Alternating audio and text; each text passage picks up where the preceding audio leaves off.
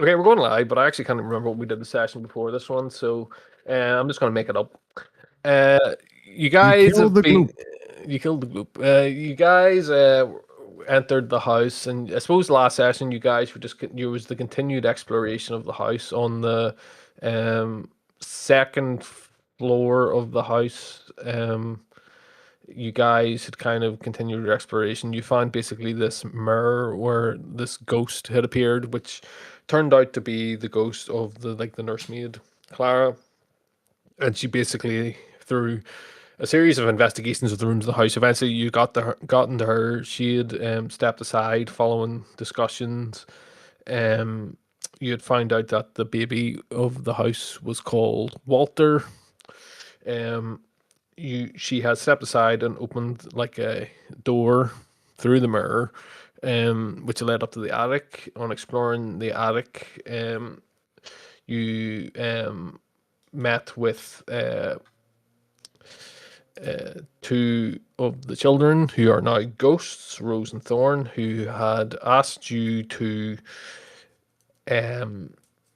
basically they would show you how to get to the basement of the house, um, in exchange that you would bury their remains outside the house.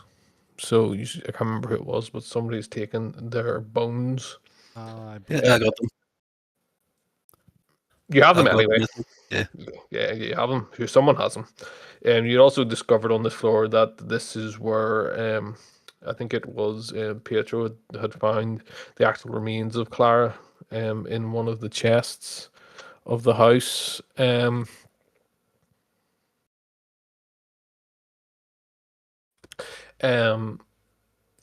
so after doing that, they had also asked if they could accompany with you and they could be of assistance. So I believe Turg and Pietro, you are possessed by Rose and Thorn insofar as they are within your, physical essence, I guess, and they had granted you abilities, which one was cantrips. I can't remember what the other one. I think you got the cantrips, Pietro.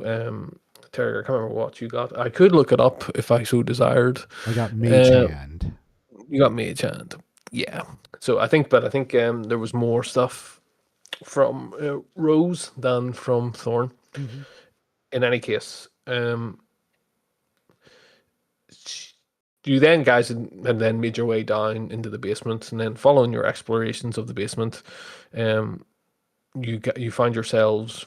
Well, you looted a room with a number of chests in them, found a few items there. You made your way down through a set of stairs, bypassing most of the dungeon. You came down this sort of lower basement level to find, this room full of various oddities in it. And this portcullis, upon making your way through the portcullis, you then find yourself in this chamber where you find an altar which had the words, where's all my notes here? Had the words, feed him, and carved into a flat stone surface. And there was a white bundle sitting on the top of this sort of table, or the altar rather. Um, you guys, Pietro was investigating that and decided to try to feed this fleshy mound, which appeared to be in some sort of sleeping status. Tried to feed him the amber that you had found previously in the jewelry box. Upon trying to do that, the creatures then came alive, and here we are. Um, so with the portcullis now slammed shut, you guys are currently in combat. Um, and this is, I suppose, where we're at. So let's fire up the music, and I will explain all the other bits and pieces we need to confirm. So, um, first off, I suppose, just as a reminder for everyone, what stage we're at. We're going into the third round of combat.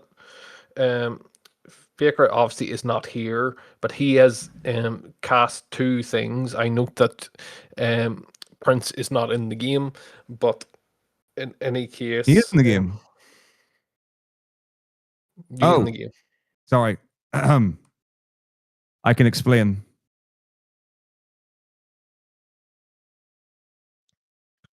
So, you in the game, and just to clarify for you,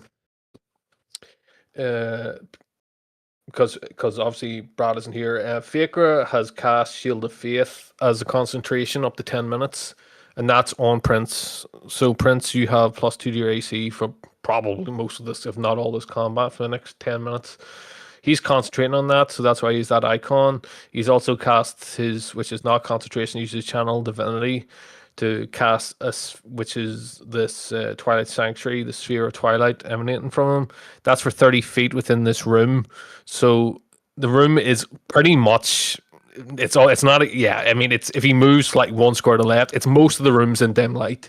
And basically at the end of, I'll try to remind you, but he's a choice of two things you can do. You can either grant temporary hit points or cause an effect of Charm to Find It in the end, at the end of your turns.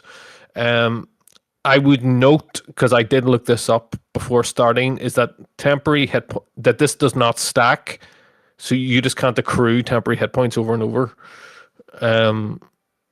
So basically, at the end of your turn, your temporary hit points will be replaced with either, I think you have a choice, but anyway. So there's that. Pietro is grappled at the minute as well. So that is really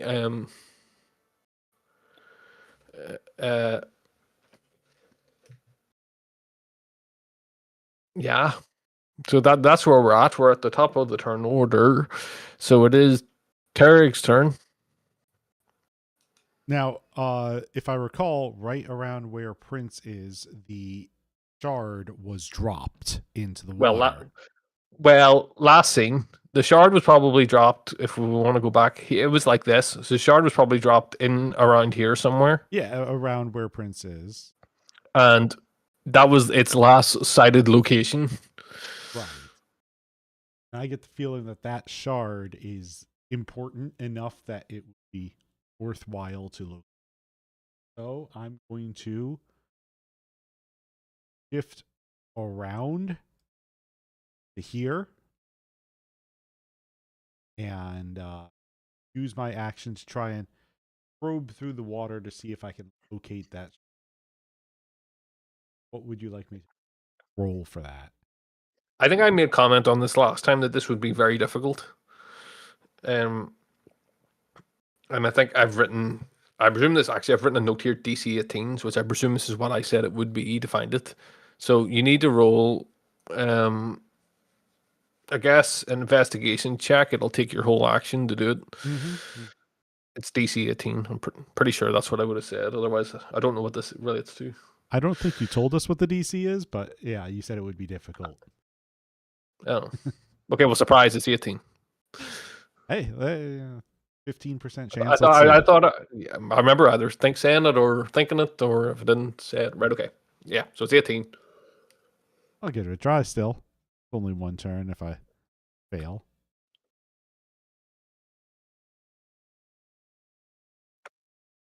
There's a 1 in front of that 8, right? Oh dear. Yeah, I would say that like from recollection of last time, you mean if you have to reach down into the water, um, it's kind of all sort of different residue, like roots, sort of fleshy parts, mud, sort of. The water is completely opaque, really. Yeah. Just a dark, muddy water with earth in it. Yeah, you can't find it. All right. In which case, don't think I've got anything else I can really do with bonus action unless someone is hurt. Um, I've got a bit of damage. Like significant? About half of my health. All right, all right. Yeah, I do. Okay. I don't know if I'm gonna be able to get into the game. Hmm. I'm still getting the internal server. I'll keep trying, but I don't know what my health is. Your health is full. Okay. All right. I'm good. Oh, do you have any? No, if you're at half health, you wouldn't have any temporary. No. So I will instead Balm of the Sun. So you get 3 hit points and 1 temporary hit point. Thank you. Not much, but it's something. Yeah. So then Keeps me in the fight. at the end of your turn, you're granted temporary hit points. So you can just roll it yourself. 1d6 plus 2.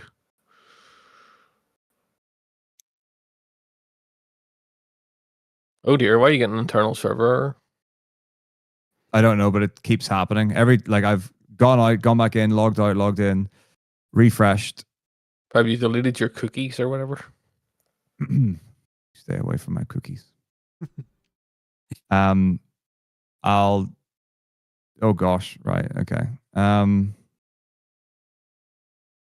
I don't even know what that means, but I'll keep trying and I'll participate as best I can. I mean, internal server error is an error on the Roll20 side. So Oh, is Yeah. it? yeah, that's a 500. If it were a 400 or somewhere in any of the 4XX error, would be a problem on your side. But All right. oh, I see Prince in the game now. No, you're in. Oh, you were persistent enough, I guess. But that's my turn. Right. Maybe they were just very busy. Ah, yes, I'm in game.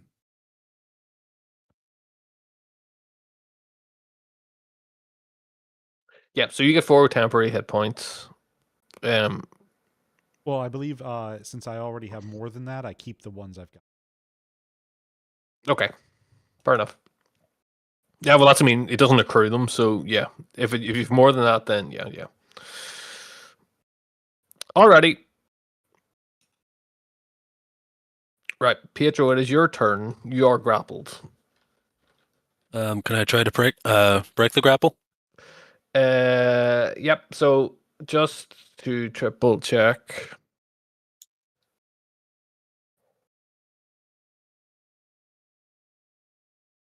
I mean, you can still attack. It's just you have no speed. It's up to you what you want to do. If you want to try and break,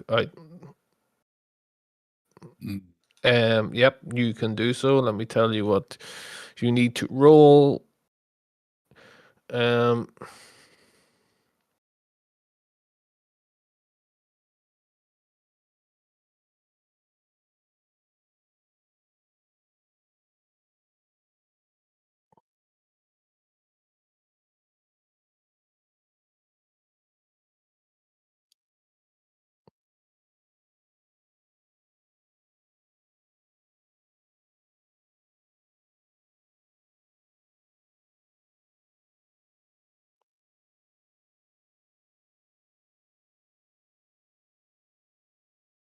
It's up to you. You can. I can actually remember. I had to look it up. At either athletics or acrobatics. I'll try to break the grapple. I'll roll athletics. Okay, go ahead. 8.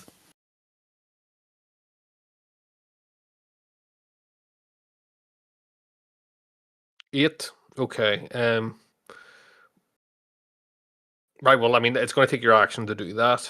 So you are unable to. Unfortunately, this sort of thick mass of this creature has completely sort of pulled itself around you, such that you can't break free from it as you struggle. Okay. However, you do Oh. get your temporary hit points. Ooh. Before I do, can I use my bonus action to cast Shield of Faith Yeah. on myself? Yeah. Now, Ooh, hang on. say it's concentration, but yeah. It might help me out. How do I knock this off? So that gives me +2 AC, so AC is now 20. Okay.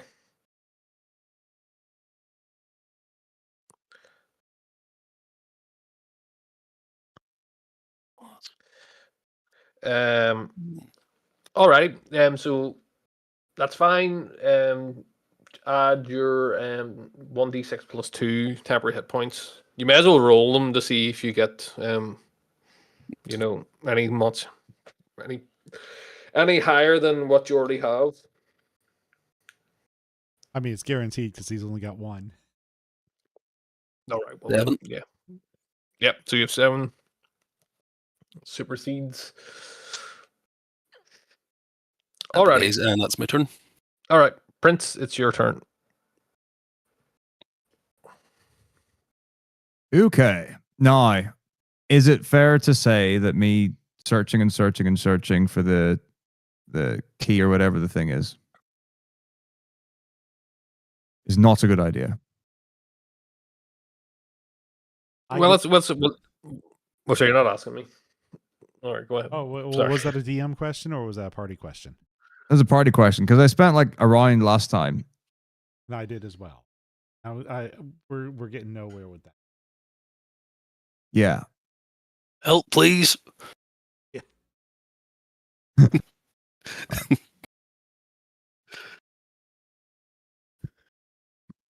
It might be time. I don't want to smash the beast.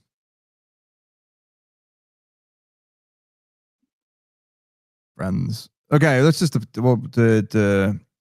incapacitate it.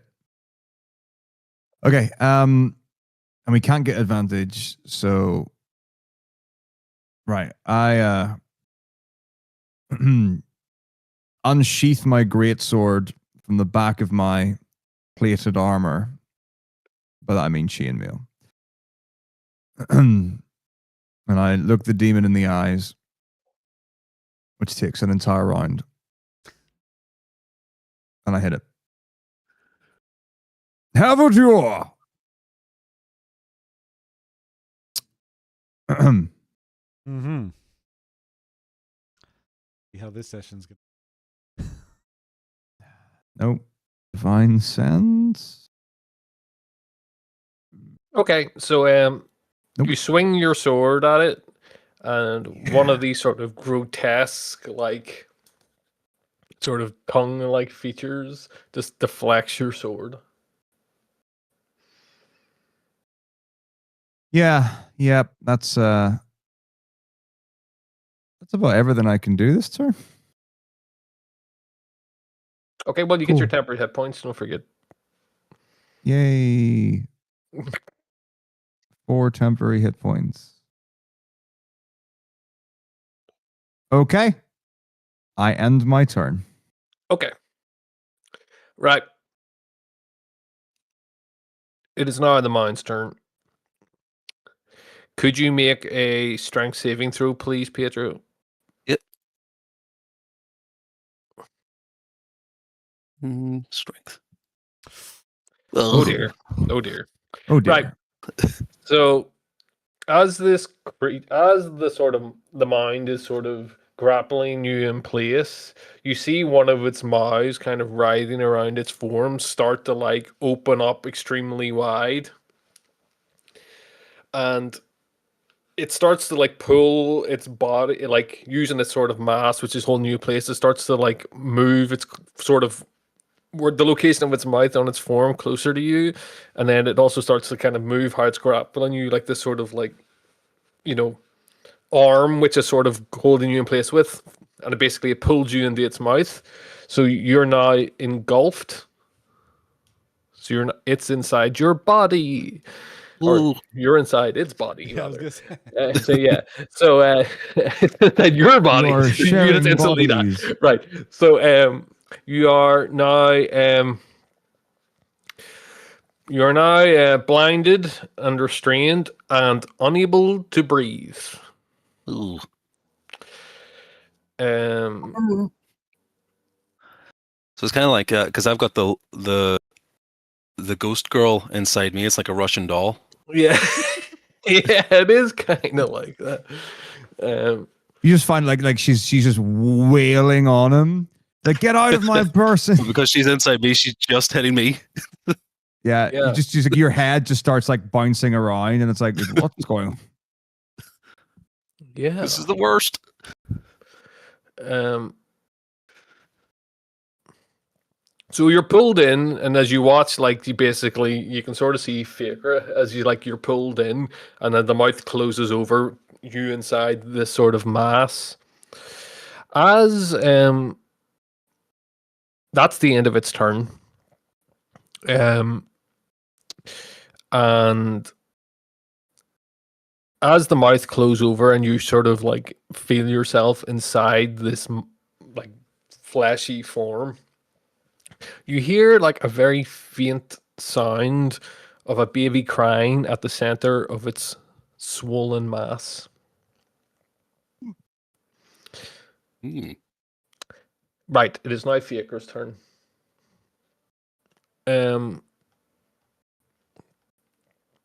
So I don't know what we want him to do. Don't know what he's capable of. Like, is he got Let me look at him. healing magic, I assume? He does have healing magic, but he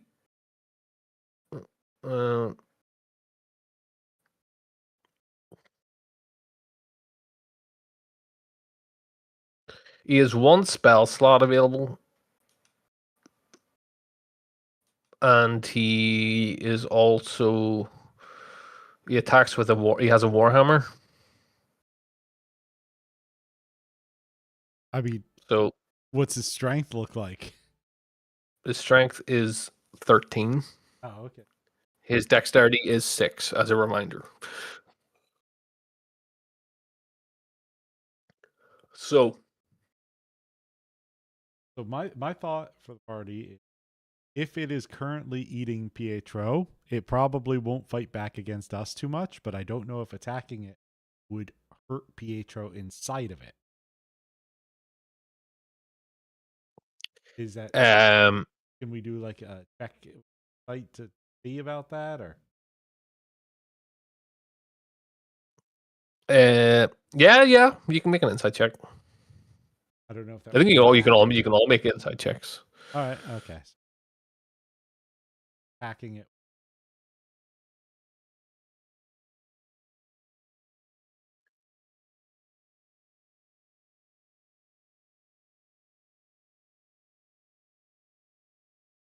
Yeah. So I mean, you think that like its form, yeah, I would say you both could realize this is that, and even Faker would realize is that the skin in this thing seems to be quite tough. So and it is very flashy. So unless you were like completely like going through the entire you think it's probably okay. It won't take damage from it, just on the basis of its biology. Okay. That's what you think as characters. I'm telling you, as the dungeon master, it will not impact on him. You will not die. I don't want to beat a person inside of a rug and No, well, that's not the same. Yeah, I know what you mean, but like, yeah, I know. Yes, but it's not the same. So yeah. In which case, everyone agrees, save the spell slot, hit with the hammer. yeah, I would say that's probably your best bet. Mm. Go for it. So Can't move. so he's that's okay. I'll run up and he will Warhammer attack for 15, which hits. I think this is the first damage that's going to be done to this thing. Was this round 4? Yeah, we're about to go into round 3. Yeah. So yep. So he hits it for 7 bludgeoning damage. And that's exactly enough and kills it, yes? I'm afraid not. I'm Alright. very Right. much afraid not.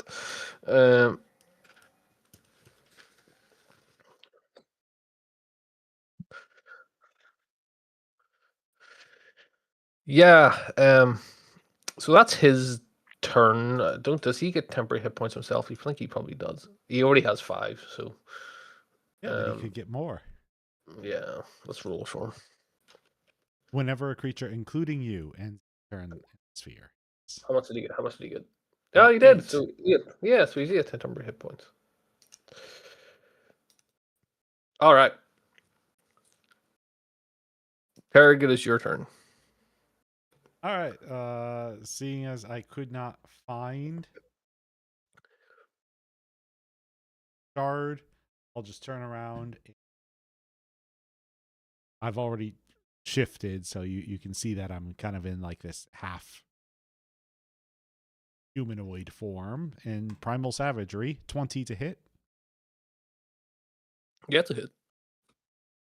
Oh yay, an amazing 3 acid damage. It's immune to acid damage. Oh. Nah, kidding. Just is. Just kidding. Yeah. Yeah. All right. Nice. And then I think there's anything else I could do with bonus action. Save that for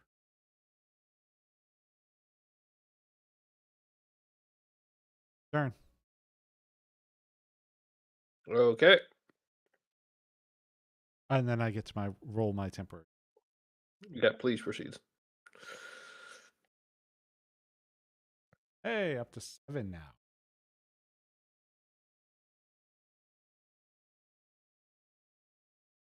This is quite a powerful.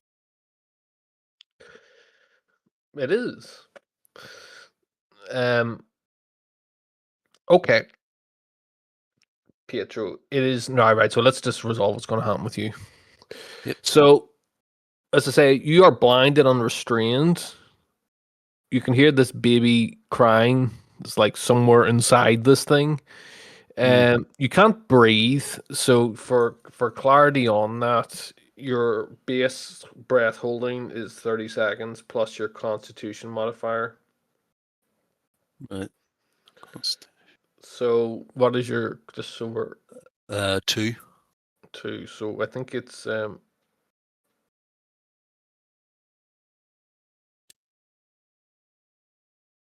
think it's like 2.5 minutes. Hmm.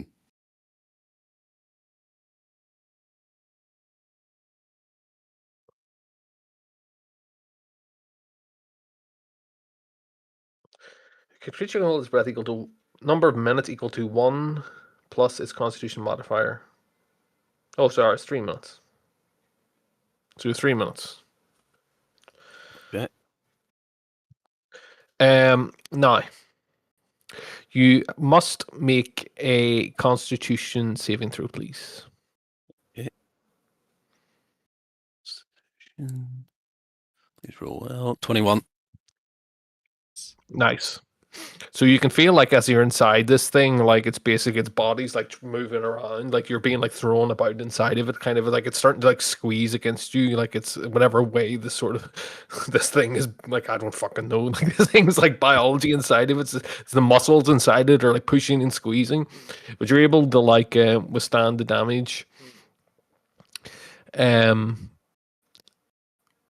So basically what you can do is at the start of your turn you're going to have to basically make you have to face that constitution saving throw.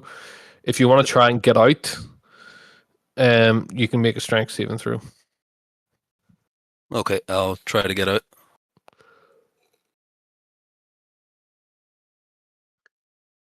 S- 22 Nice. strength saving. Yeah, so you can describe this. No sooner as you're being basically engulfed by this thing, you find yourself able to pull yourself out through one of the mouths.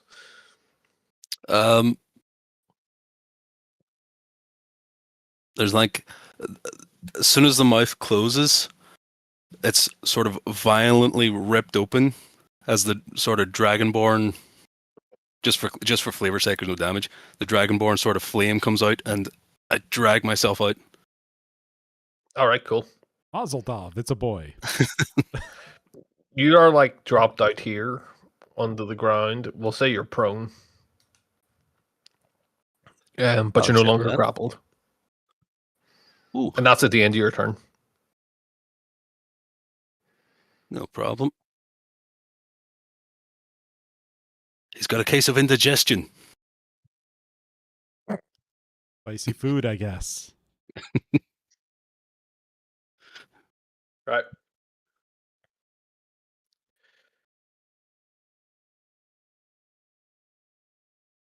Prince, it is your turn.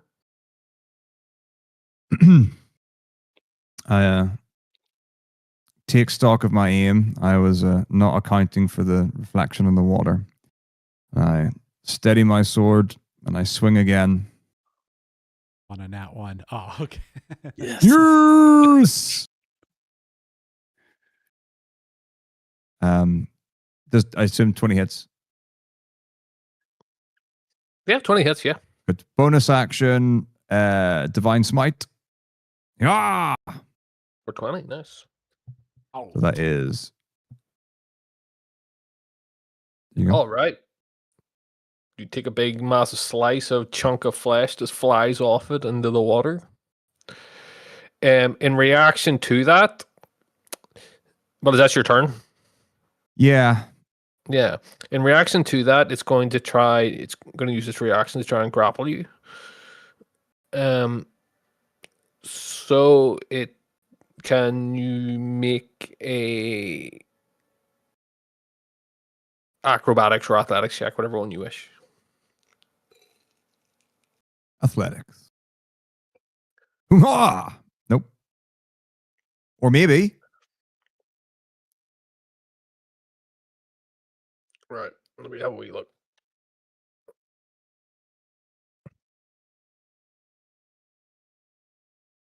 Yeah.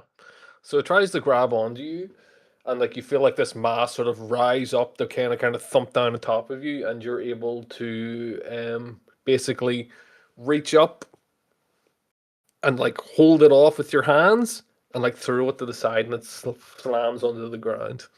Yep. It is now its turn.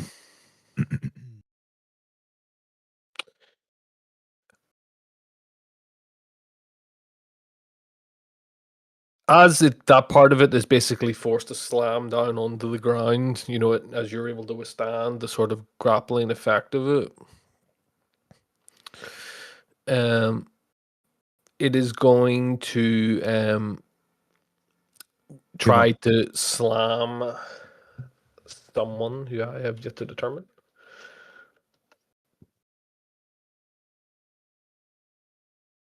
Unfortunately, it's you, Prince. So Of course. let me make a wee check for it. I would say, fortunately, he's the one with the bonus AC. So does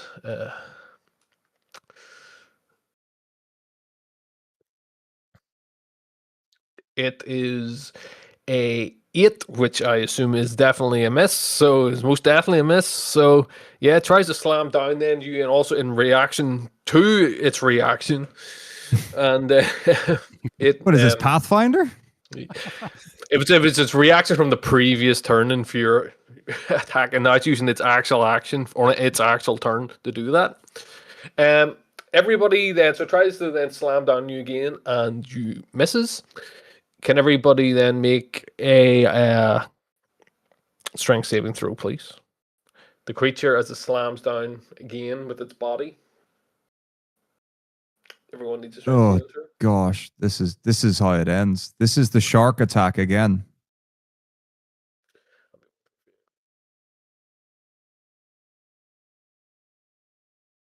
Yep. So it doesn't really matter for Pietro because he's already prone. But everybody who didn't, apart from Turg, is uh, knocked prone.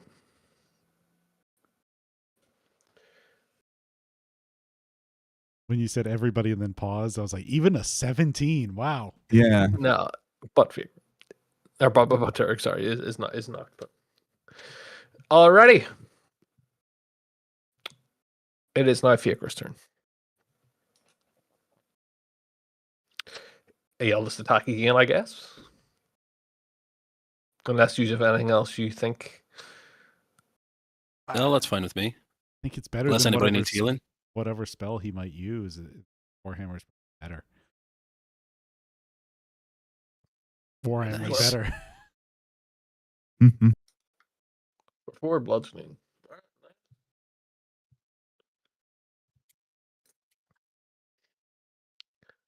All right. There's nothing else he can maybe do.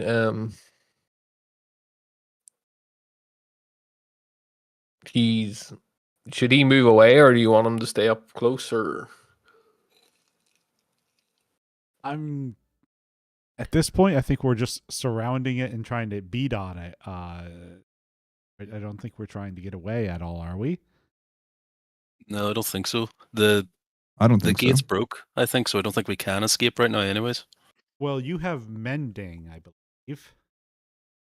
Yeah, that's true. You could fix the I gate forgot about- potentially, but at this point, I don't think that's our goal unless we want to change goal.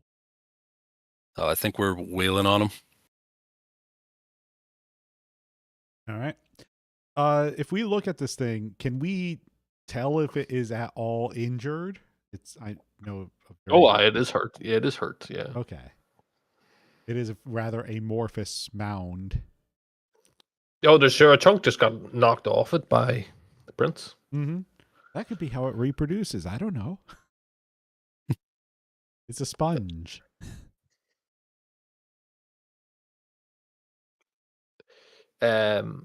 Nope.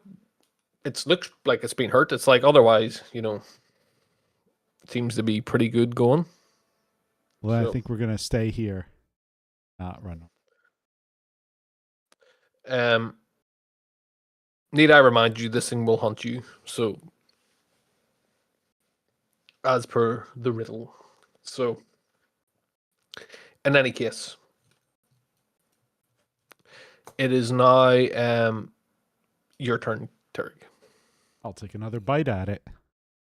22. Nice. That's a hit. So close to a crit. For 2. Oh, bad roll. Hey, chip damage is still damage. Well, that's what they say. Full damage. Not all of us can deal 20 in a single strike. No. All right. All right, and it's going to use its reaction again for this turn. All right. To try and slam you. So it's an 11. Does that hit? AC 15. Alrighty, then it slams down towards you. Its big ass form, and it misses. All right. Pedro, it is now your turn. You're prone on the ground. I'm going to use half my movement to stand up. And then I'm just going to swing on him with my longsword. All right. For a crit. All right, very nice. And bonus action Divine Smite. Oh. Okay. Do you get to roll crit damage for that? I don't know. I don't know. Okay. I'm not sure how this will go whenever I roll. But let's see. So we can... All right, nice. So it's either 13 and 12 or 13 plus 10 plus 12. But The divine slide. I can't speak. Divine smite is 2d8. So you rolled a 13. It looks like Divine Smite is normally included in the crit because it's not its separate attack. So it's 26. Is it what? What is it? All that? It's all of that. All right, nice. I mean, I guess I'm just trying to work out the rules. So slashing 1, so it's 12. That's the crit, and then the radiant was 2d8. Is it? Is it not normally one extra dice? You re-roll all dice used in the attack roll. All right, nice. Just want to triple check. Okay, so 23, 24, 36 damage. All right, nice. Ah, you'll matter, guide my hand. That's a good old attack. I'll take. Well, I was going to say I was going to start using the bloodied condition. I don't know what comes after bloodied. It's a very much bloodied. I could do 36 damage as well. It might only take me 12 turns. I don't even know what ones because bloodies is usually like half. So, like, I don't even know what you use.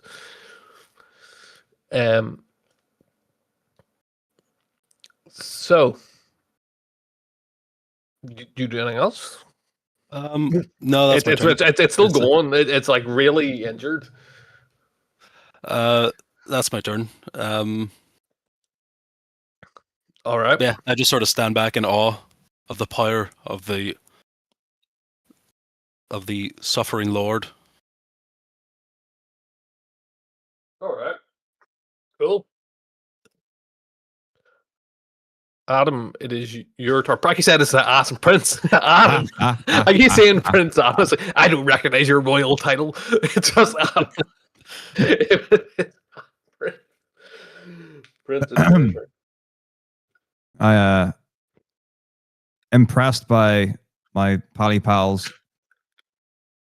Yeah. Pally pal. Similar attack. I attempt to do likewise. Up. Ooh. Does 15 hit? 15 does hit. Ah! 20. Nice. Right. Very nice. Oh, actually, I just realized he's on such low hit points. That was probably a waste of a divine. Oh, whatever. Non-lethal. Is that what you want to do? I don't know, because I feel like if this is the beast, that we need to release him to get out, and I feel like if he's dead, that doesn't work. Wait, But if he's why would we release the beast? I thought we were supposed to like give him the thing, and then he becomes a good person, and then lets us out. He goes to sleep. I mean, that was to sort of tide him over. I think. I don't think he's. we're not trying to free his soul. Bastard.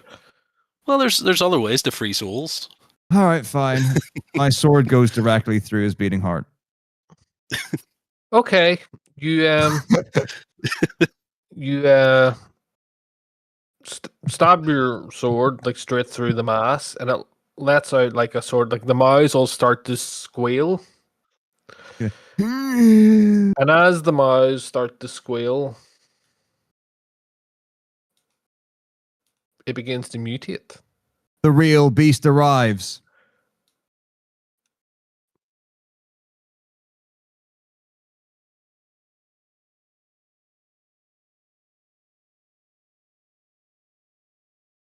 I really hope it's Green Guy from the last campaign.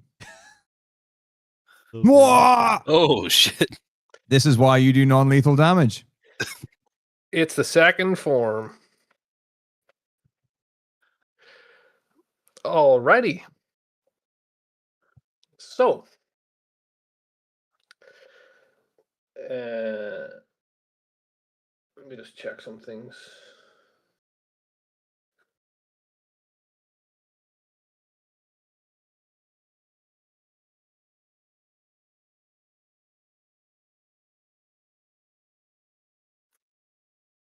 All right. Anything else you want to do? Leave? You have movement. It's still your turn. Yeah, but we're touching, so.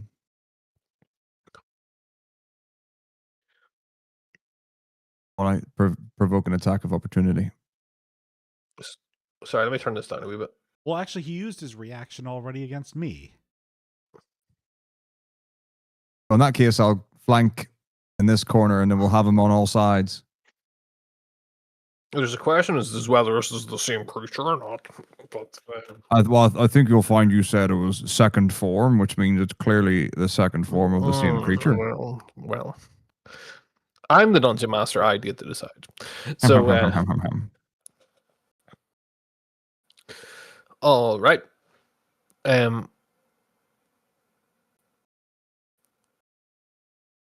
So that's usually moved there. Okay. Right. It's its turn now. This thing is like frantically like throwing itself about. It's going to begin its turn by moving using its oozing body feature. It is going to move through. So you guys are going to get an attack of opportunity as it moves here. It's obviously not stopping here, but if you choose to use those, Terrig and Prince.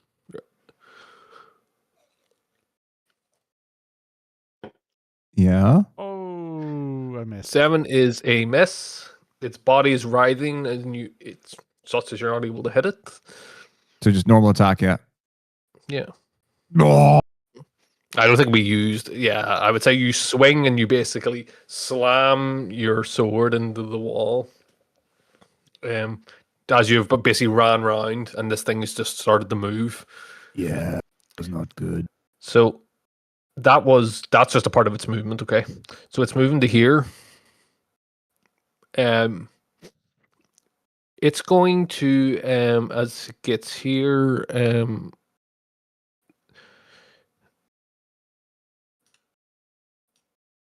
It's going to use its range feature. A tentacle flies out from its form, and it's going to try and basically grab onto you, Terrig.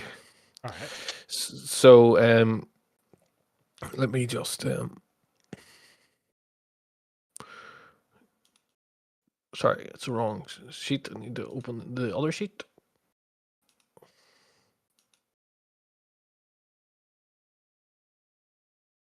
Let me just triple check all this setup right. Yep. Okay. It's a 17 to hit. That hits. Okay. You take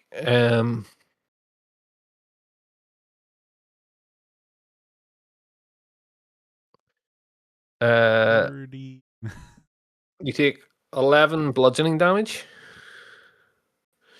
And can you make a strength saving throw, please?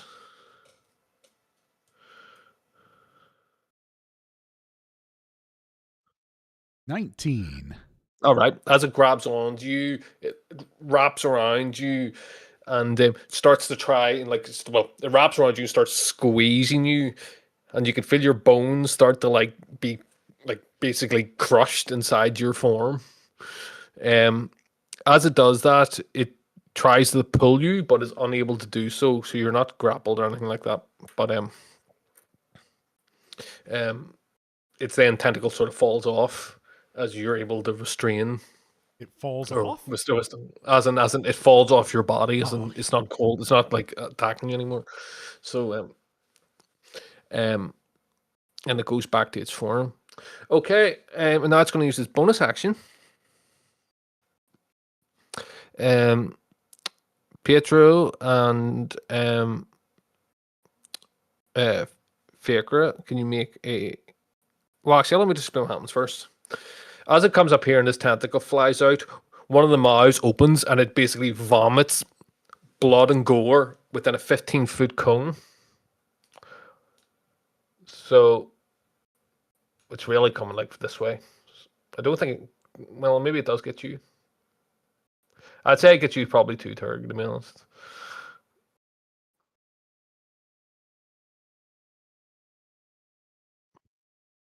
Can we draw cones?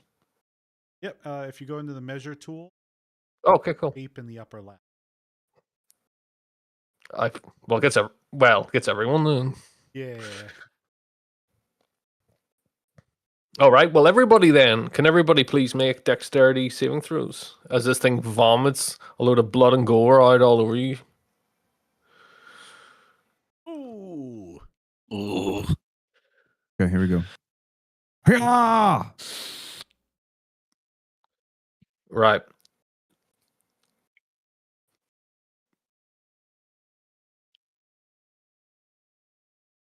So, how do I explain this? Oh, I need to roll Fiacre. Let me roll him first. With his -2. And he wins. No, he so everybody feels. So as this gore flies out of it, you guys all take. Let me just get this sorted.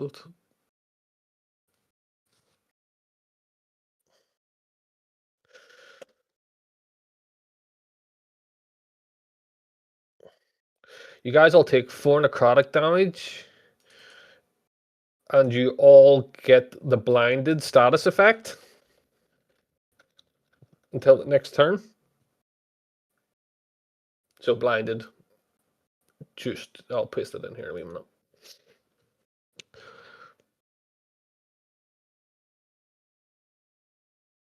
There it is, blinded.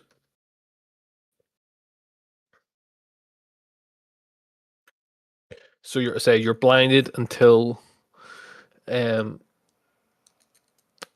its next turn,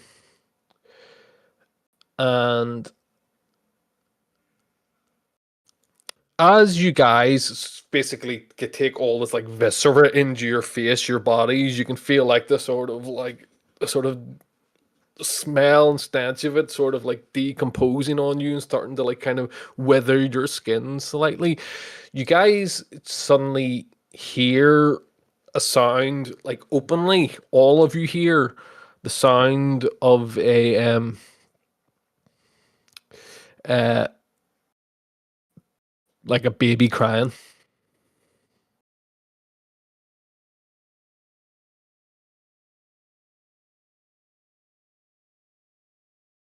Okay. So that's its turn.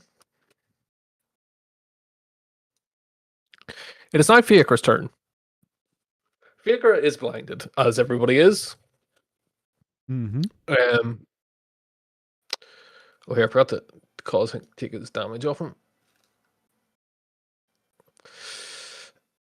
Oh yeah, he needs to make his Constitution check. Well, actually, now that I recall, so Fiacre needs to make a concentration check. You need to make a concentration check, Pietro.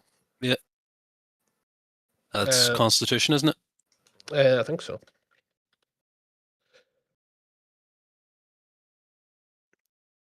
Saving throw or check? It's a through. Saving throw. So it's 10 or 16. half the damage. Yep, so you're able to keep concentrating. as is Fakra on the AC edition for Prince. Okay, so now it is Faker's turn, as to say. Oops, the music has ended. Let me. So he can make a attack with disadvantage, I guess, with his sword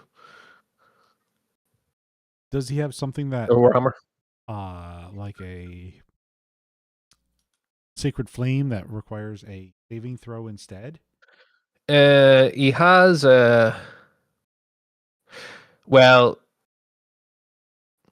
Oh well, he has Word of Radiance, but it says you utter a divine word and burning radiance erupts from you. Each creature of your choice that you can see within range.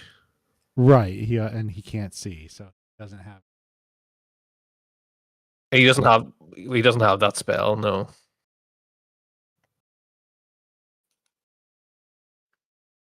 Does he have any action that would provide healing? I don't know.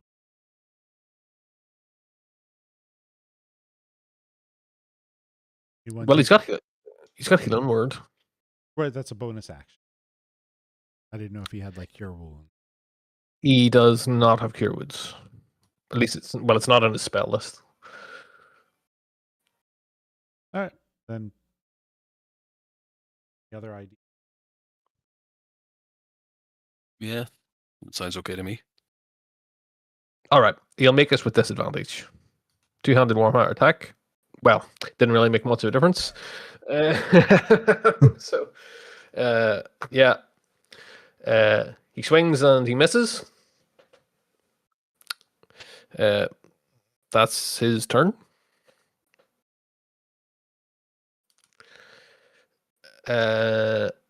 Okay. Turg, it is your turn. Mm-hmm.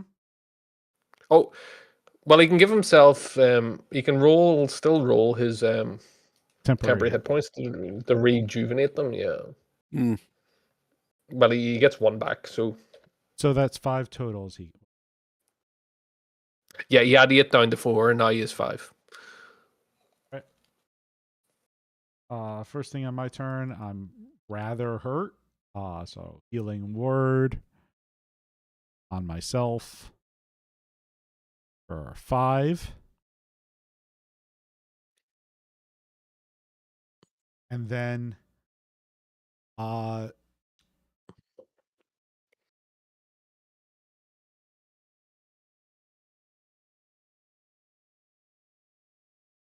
think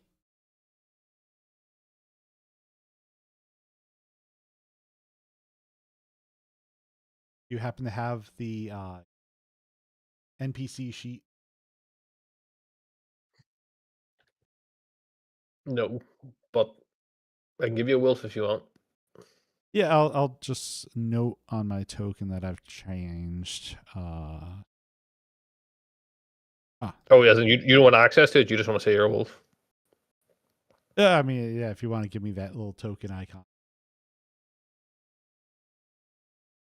Have control. There you go. Yeah, I'll just move myself into the corner. Yeah. I believe that's what I do. So pulling up Druid.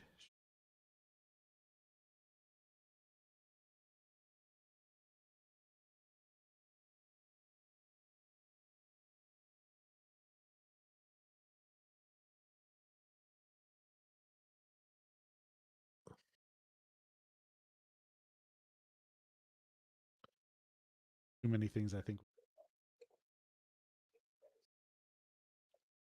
That's all right. Yeah.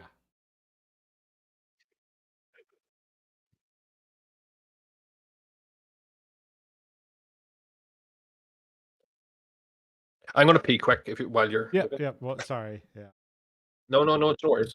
I'll be 2 seconds. In that case, I am also going to pee. Yeah, if you want, here, I'll put us on break and while I read the rules. Okay.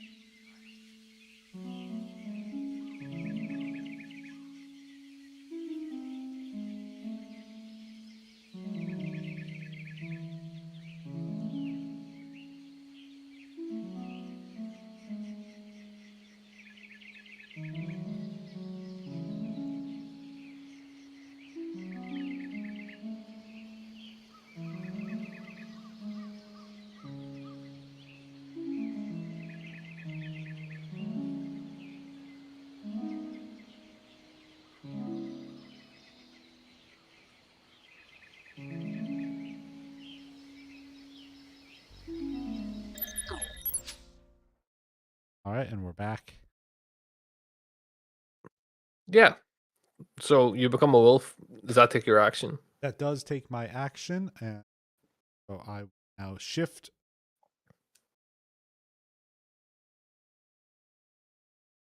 40 feet. So I'm going to go all the way around to the other side of this thing back here. No, we didn't have face, and remember this from last time. It does not have facing, but the wolf does have something called pack tactics. So I have advantage if at least one of my allies is within 5 feet. All right, okay. All right. But that, like I said, that was my action. So All right. Pietro, it is your turn. Okay, I'm just gonna attack him with disadvantage Okay. for 15. Yeah, it's a hit. Just for clarification, So I've used 2 spell slots. I only have 2 spell slots, so I don't think I can use Divine Smite again. If it takes spell slots and you only have 2, then Yeah. Okay. Yeah. So that's that off. 7. alrighty. Yep, you take 7 damage.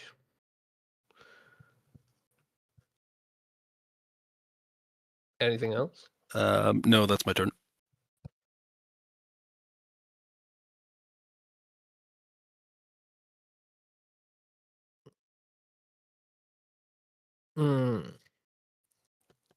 So let me think about something.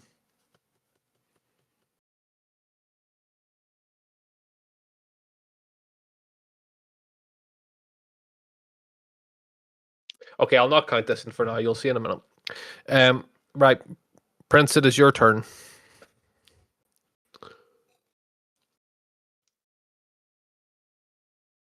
Can I get to him? Like, I'm blind, obviously. I would say Can I you try? could, well, we'll let Terry run around there while blinded. So I would say that like you can move, you can hear this, you can still hear. You're just blinded. All right, so I'll clumsily make my way to here, Yeah. and then I'll like touch the shoulders and be like, "Is it you?" It's me. Right, and then I stay my sword true and I swing at the beast. Okay. Okay. 19 hits. I see even better. Who's my god? By the light of whoever. I'm Yeah, gonna use my divine smite, my last charge, because this one counts. Yeah, 23. Very nice. Nice. Wait. Sorry, my bad. I got divine smite mixed up with divine sense. But still 10. Yeah, 10. It's 10. But yeah, scrap the 13. All right. Sorry. But it, like I felt the radiant damage. Like it was within me. Yeah. Yeah. You so are I'm just checking. radiant. Burn, unholy demon. Yeah, so you guys are blind till the end of its next turn. So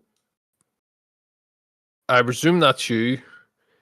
Yeah, it's my turn. The And power of smite compels you. it's its turn. So suddenly you guys hear like a piercing shriek come out of it, which you can't see what's happening, but you hear it. And everyone make a constitution saving throw, please.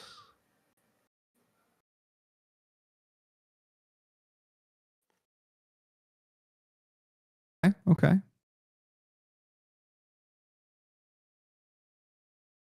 Hopefully. Oof. Ooh.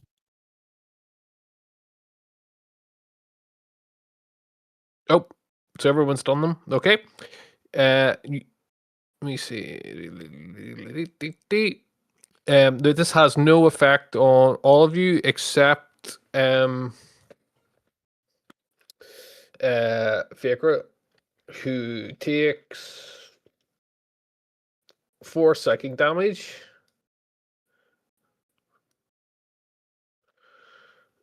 And he is deafened. Oh, I just realized my turn. I should have. Let's do mine. I roll it. Oh, Yeah, you can all roll your temporary hit points if you didn't do it. Okay. oh yeah. Is it all 1d6 plus 2? Yep. 6. Oh.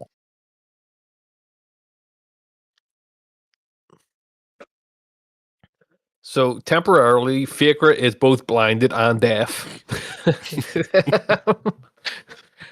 If only he was here.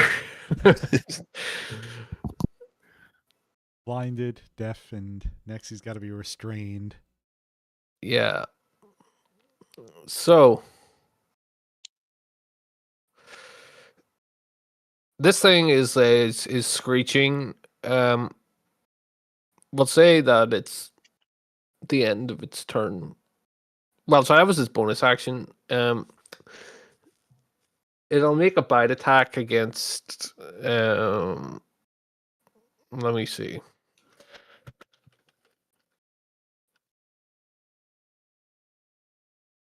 Against you, Pedro. So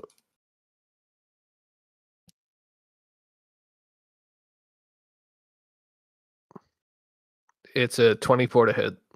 Yeah, that's AC's 20. Yeah, let me just check something.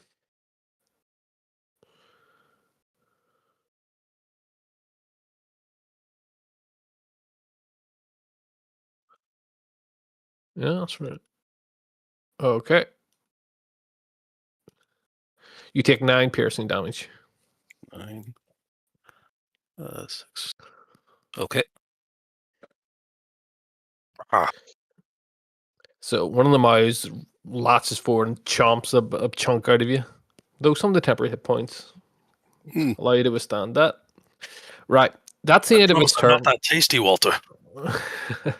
That's, as you say, that's the end of its turn. It is Faker's turn. Faker is now just everyone is no longer, you're not blinded anymore. You're no longer blinded. He's still deaf. As you guys look at the creature, you see that like one of the mouths has basically pulled open, and within this sort of mouth is a sort of large misshapen rib cage. Within this rib cage hovers a corpse of a dead child or dead baby.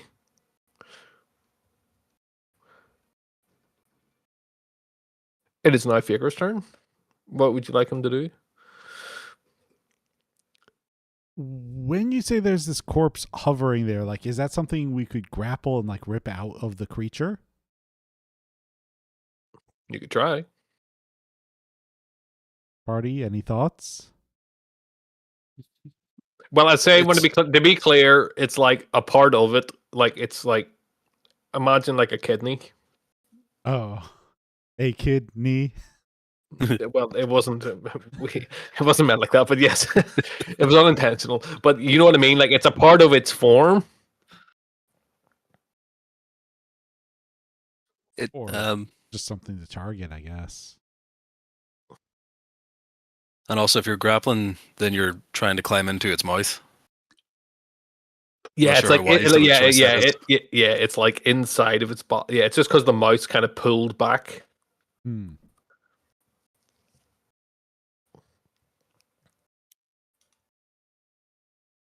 So, what would you like him to do? He is deafened, by the way. So So we can't talk to him, but he could take. maybe I'll make it. Maybe I'll make a decision. You can't make suggestions because he's deaf. You can't be like, do this. He'll just Warhammer attack. He reads Braille, right? So we're gonna etch Braille for him to read because he's deaf. You can spend the next couple of turns trying to do this. Do you mean sign language? Well, we can feel. He can't see and he can't hear. So as long as he can feel. He can see. Oh, I just write it down. It's not your turn, right? Where do you want him to target? Do you want him just to target the creature or try to hit this other thing? You try to hit. If he sees that, he could try to hit that. Okay, he tries to do that.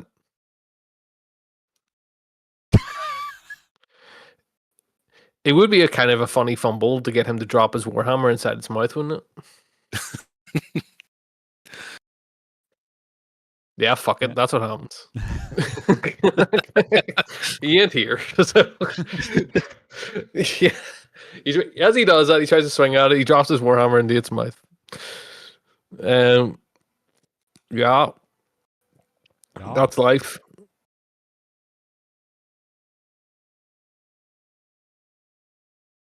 All right. And as he does that, the creature uses its reaction to then withdraw this sort of heart-like figure, hint, into its body.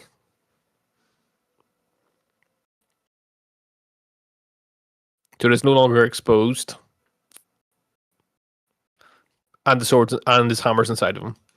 Tarragon, it's your turn. All right.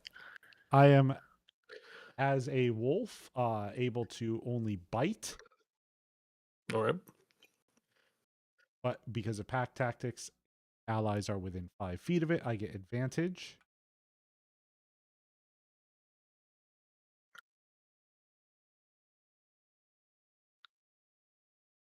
$12 to hit. Oh, sorry, That wait, with is. advantage. 22 Oh, to yeah. hit. Yep, that hits. Yes, all right. 4 plus 2.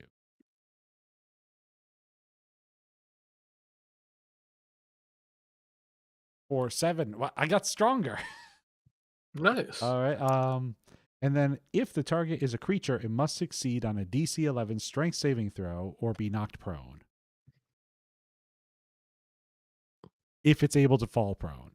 I don't really. That's what I was thinking. I don't know if this can really be knocked. Let me see if it's. Yeah, it takes the damage. It's as you try to knock it prone, you see that its form is incapable of doing so. It's immune to prone. So, Yeah. And then as a wolf, I believe that's all I can. the creature is now bloodied. All right, so half or less. And then I get my temporary hit point. Did you roll those for Fakra as well? I did not. I only rolled them. I just you just roll them for me. Just roll because you have it all set up. I'll roll for Fakra now. 7 he gets. All right, nice. I'll replace my 3 with 3. Yeah. I should have said at the start of this round, you see, as I think I described before, this creature seemed to be in some sort of like it was asleep and it seemed to be like awakening slowly. It is now seems to be fully awake. He's woke. Okay, so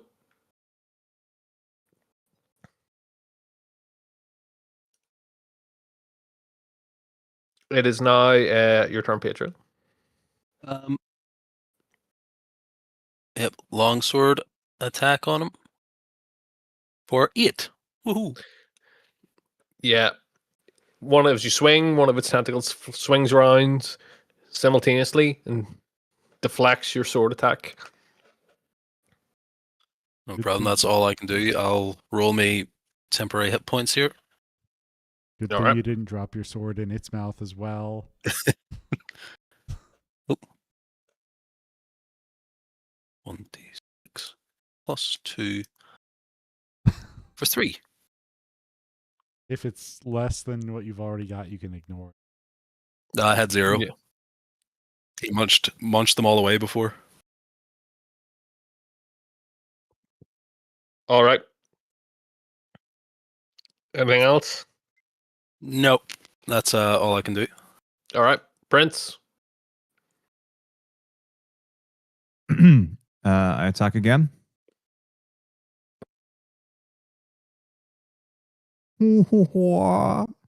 Yep. Very nice. Ah! 12. Yeah, cool. Max Oh, no, not damage. quite max. Yeah, we're getting close enough. Getting close. Alrighty. Anything else? No. All right. Alrighty then. The creature is going to move to here. So, anybody who has, well, Faker and Terg, if you wish to make a tax opportunity. Mm-hmm. Do I get one as well? Yep. Oh, sorry, not Faker. Sorry, Pietro and you and Terg. Sorry, And Why not? Do I not and get one? Prince. and Prince. Sorry, everybody. Everybody but Faker. Everybody but Faker. Yeah. Everyone but Faker. Nice. Nice. No, I failed. I'm sorry. Oh wait, that's 2 crits in a row. 2 crits. All right, go ahead. 15 for me. All right, nice. Whoops. 12 for me. I didn't even have to roll advantage. I just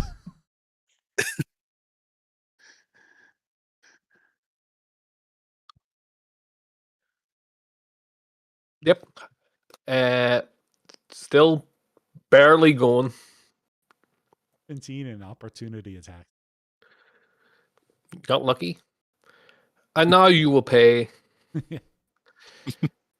cone attack. Where are we at? Where's my no, cone? Brian attack. Oh, do you want this? Yeah, well, you guys are all getting hit. Yeah, those guys. So all make your dexterity saving throws, please. Everyone but Turg. It.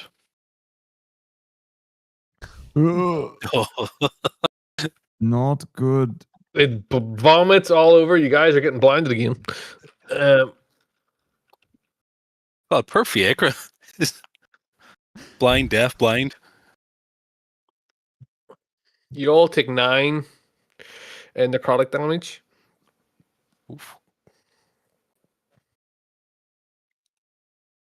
And you're blind.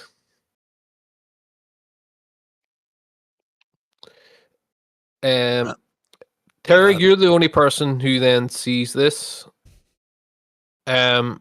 You see as it vomits out, this rib cage is with this like sort of child like form. Its heart is exposed again Mm-hmm. as it's vomiting out, and it's still sticking out.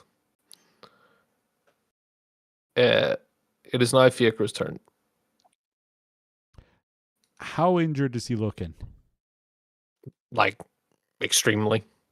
Yeah, he might want to focus on healing himself then. Oh, Fiakra, as in I thought you meant like the creature. Is Fiakra injured? Yeah. Oh, I forgot to even take his damage off. He's he's fine. He is 10 hit points out of 12, and he's no temporary hit points. Oh, yeah. If you look at Pietro, though, he is very close to death.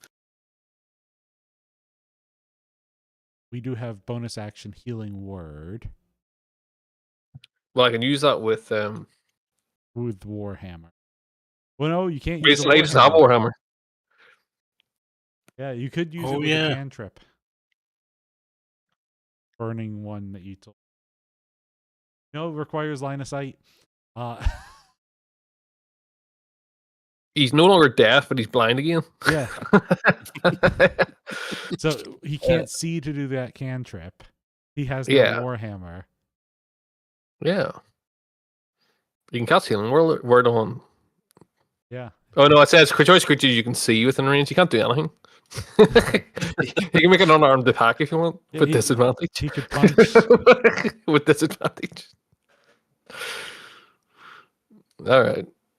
Let's get him to do that. Does he have any touch range healings? No. That's a miss. Well, I can roll the other one. He does hit. That's disadvantage. Be the lower the. Oh no, disadvantage. Oh. Oh.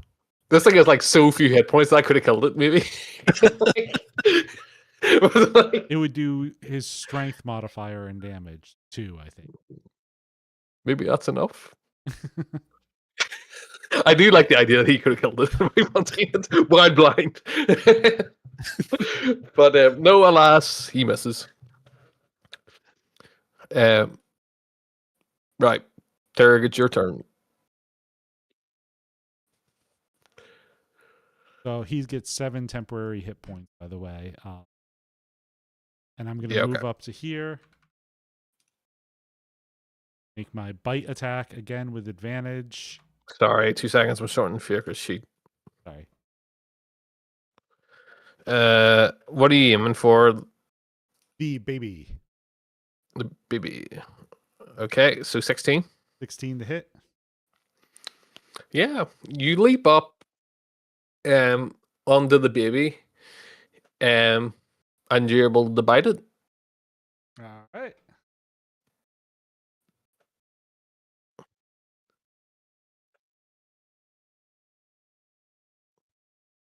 for 6.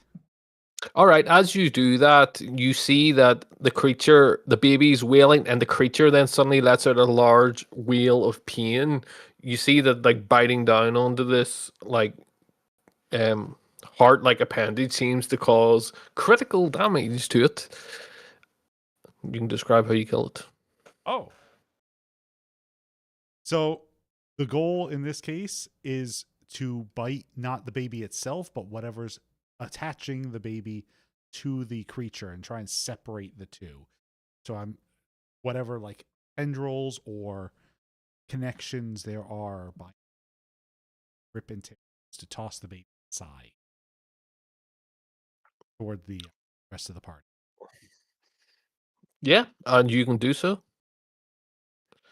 And so you see this wolf just kind of like leap into its mouth and tear the baby out. Well, only you see that because nobody else can actually see what's happening.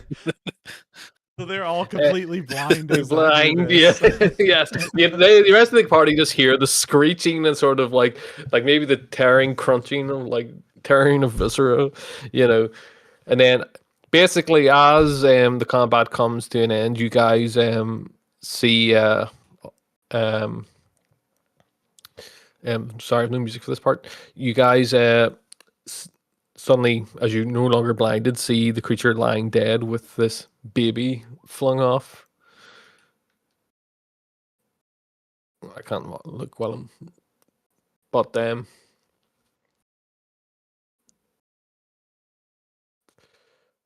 as you guys, as the creature falls dead after being killed by Terrigan, you guys see the creature lying dead there. Within the distance, you can hear the sounds of like that. You can hear the sound of the house's front door opening, and a distant thunderstorm above. Let me see if I can add that back in.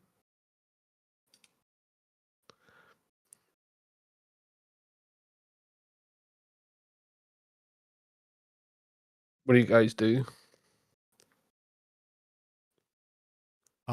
So I will, as my wolf form, circle over to them and try and nudge people toward the portcullis that we came through originally, because I don't believe I can speak.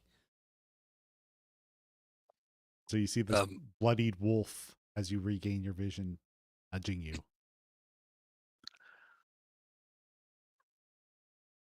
I'm going to, let me see if I have any sort of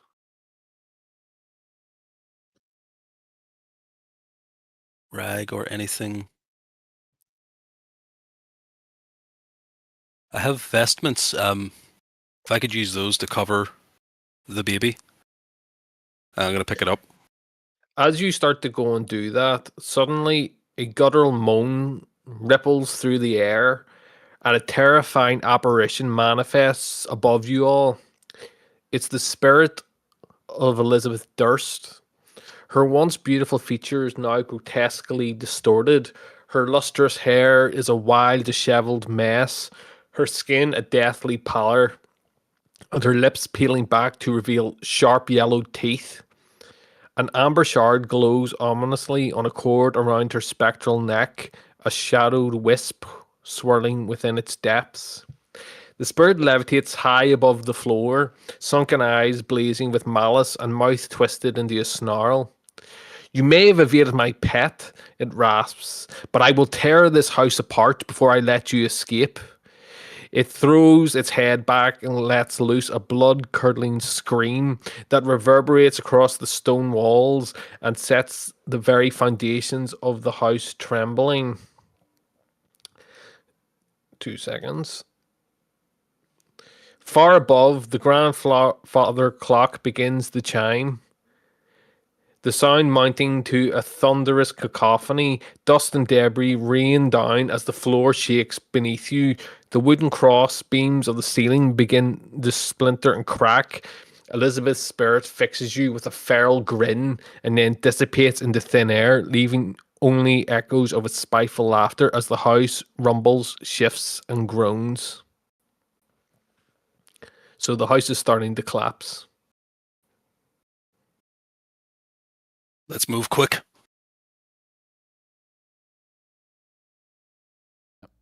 Start Now it looks making like my way. Portcullis is still closed. I'll get to here and use my action to cast Mending, the cantrip. Okay. And what are you casting it on? There was part of the mechanism broke, didn't it? Just whatever. Yeah. The chain just the broke, chain to try and repair that. Okay. So you're going to try and work the mechanism. The mechanism's on this side. Mm-hmm. Yeah. So, yep, you're able to cast Mending. And the mechanism is able to get fixed. So if you open it, you can proceed to do so. Yep, I'll start opening it. Okay. It is open. Let's start making my way through. He is no longer. Yep. I'm just going to move the wolf aside and transform back just for the sake of both having vision and making it easy. Okay. As you get to there, suddenly a spectral figure appears. Enough ghosts. Let me see, do I have anything for this? Nope, you'll have to use your imagination. An ethereal apparition appears before you, obstructing the stairs. It's the ghost of a man. He is a gaunt and pale figure with sunken, haunted eyes and trembling hands, wearing once fine clothing, now tattered with age. Please, the spirit says, tears beating at the corners of his eyes. You have to stay here and die. She won't accept anything else. You guys recognize the spirit to be Gustav Durst. Please, you cannot leave here. And I say to him, do it for your children. Let us leave. Okay, make a persuasion check. Not very good at that, but sure. 7. Oof. Why couldn't it be the other way around? Yeah, he says, no, I cannot let you leave.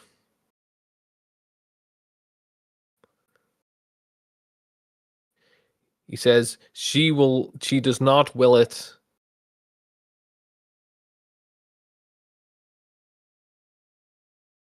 Anyone else have anything to say?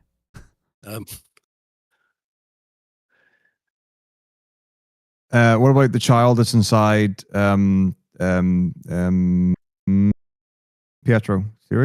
Pietro. Yeah, Rose. That's Yeah. who I was referencing a moment. Can we use her to like stave off the dad? Well, how would you intend to do that? Summon her.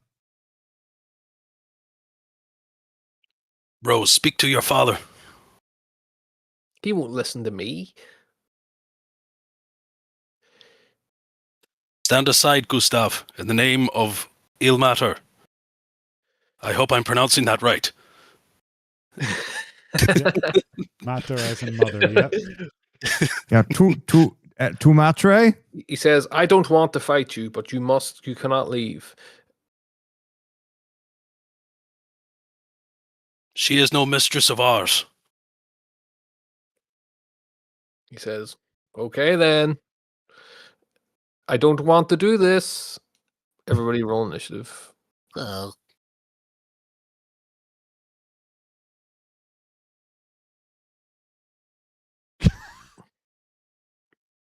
I should have healed before I left. Oh, do I still get temporary hit points, even though we were out of turn order? Yeah, well, his thing only lasts a minute. So Right. I would say, yes, I'll let you do like one more run of temporary hit points, and then that will be it. Okay. Because it was like literally like 5 rounds after he cast it. So this is, well, say, that's it.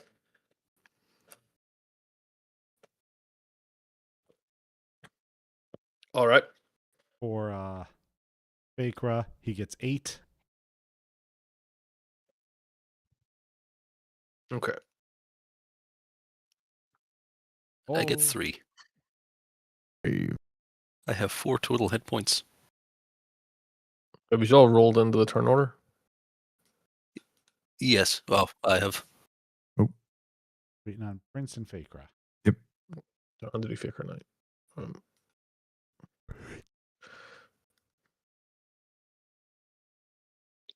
All right. Everyone's quite bad. Okay. It's his turn. He comes into the room and he says, as he comes in here, a swarm of debris starts to levitate around him. And he insists, he says, I do not want to fight you, but I have no other choice here. And he is going to get rid of that. I'm going to resheet here.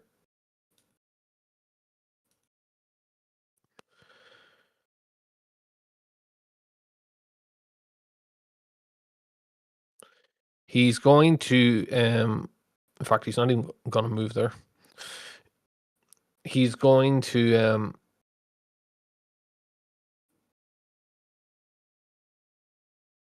well, somebody, sorry, somebody, Pedro, can you make a strength check, please?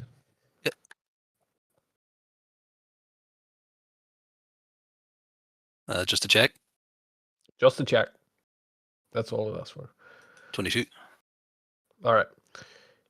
You see him like trying to raise his hands up, and he's like as if trying to like overpower you, but he's unable to do so.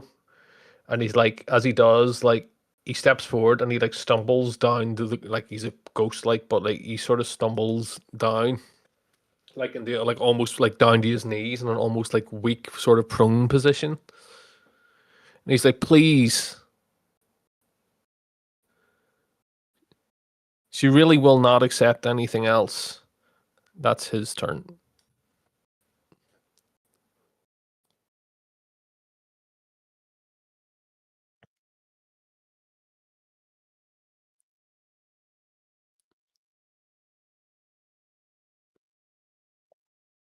I'm sorry, Prince, it's your turn.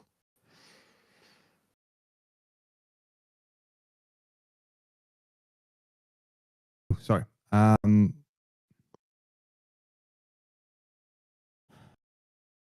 It's a first. Am I blind? Nope. Cool. Ooh. I guess I'll, before I stab him, say, you must see reason. We are all family together, and we can return your family to you. What do you mean? Return them to me. Where once there were ghosts and apparitions, we can put you back whole again. You can be with your wife and your children, and there shall be no more pain.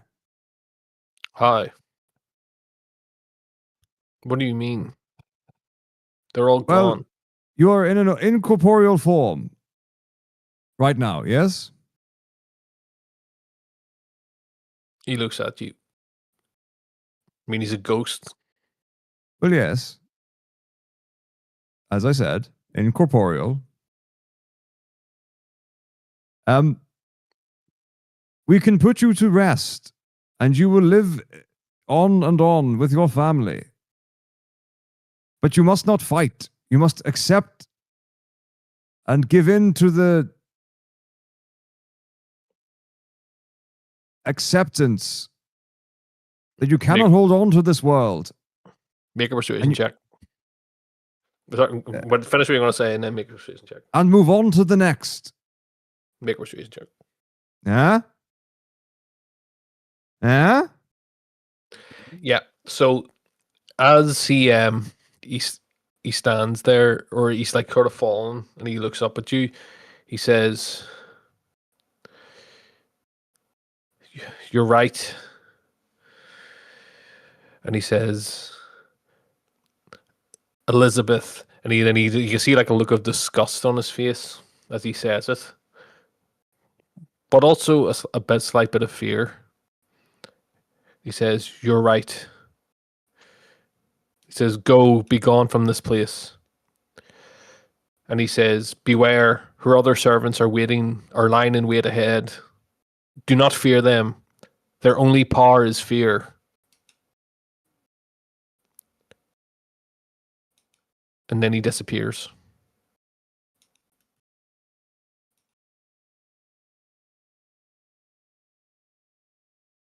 Thank you, Gustav. I'll start moving now. As I'm All right. going, can I lay on hands myself? Yeah. Can I lay some hands on myself? Yep, you can do so. Eat a few good Let me see what that berries. is. I'll piece this in and I can read what it does. You have 10. 10.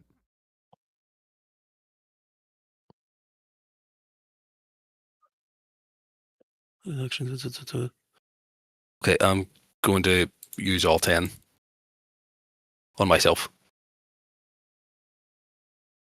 Prince, are you hurt? No, I'm quite well. The house shakes violently above you. We're Keep moving and moving. talking. We're moving, talking, eating. Get the fuck out of here! Right, right. You I'll run put to Prince the behind him. door. I'm gonna move you all over to the next bit. Okay. Okay. As you guys make your way, if you can find yourselves, you hear the sound of a door swinging open. Am I on the correct map? Yeah, we haven't changed map. It's the stairwell. You hear the sound of a door swinging open from down in this direction. Moving. I'm just continuing on. It's down here. No, I can't move any further. oh sorry, is that wee thing there? All right, sorry. Yeah. Right here. Let me just get rid of that because we're not going to need it anymore. Sorry, that's my fault. I forgot about this. Right. There you go. You'll be able to move now. Thank you. Okay. That's what I was wondering Right. if I Yeah, was on the no, correct no, map. no, no, down here. No, down here. You hear the sound of a door swing open. Okay. Do I see anything to my right? Or Nope. You hear right. the door. It came down from this direction. Right. I'm pretty I'll sure I just see the follow that door. noise. Yeah. So, so you come into this area here. As you arrive in this location, everyone will be there. So this movie's all over.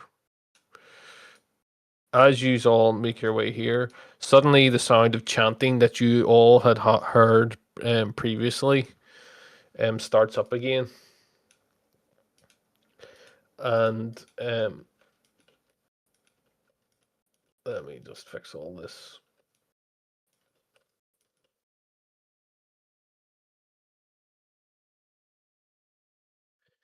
Oh, it's fucking doing everything.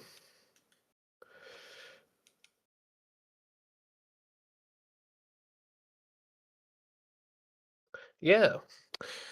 The chanting which you had heard when you guys first explored here rises once more as darker apparitions appear around you, obstructing the way forward, as well as the way back. Each one resembled a black robed figure holding a torch, but the torch's fire is black and seems to draw light into it. So let me just get this prepared. Where is it? Where you'd expect to see faces are voids. He is the ancient, they chant over and over. He is the light.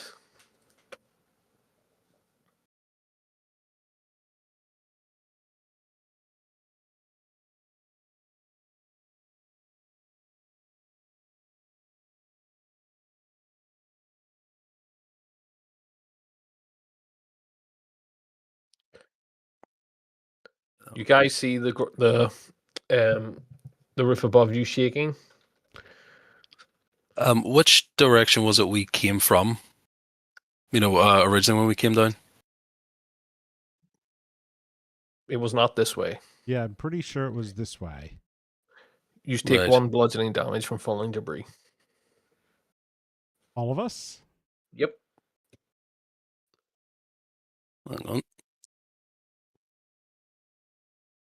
Hit point gone. All right. What is this thing that's right next to me? It appears to be. Let me just triple check all the way back through the module. It's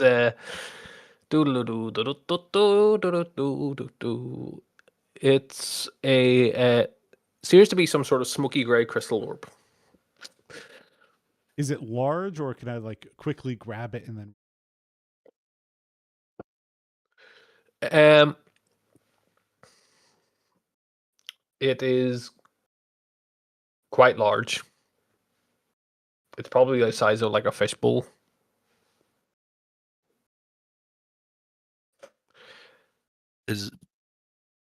Are any of the people around us hostile right now? They're literally standing around you, chanting at you. I'm going to start. I think we should just make our way out of here. I'm going to start going that way. You guys all take 1 bludgeoning damage Okay. as the house continues to collapse around you. I'll keep moving.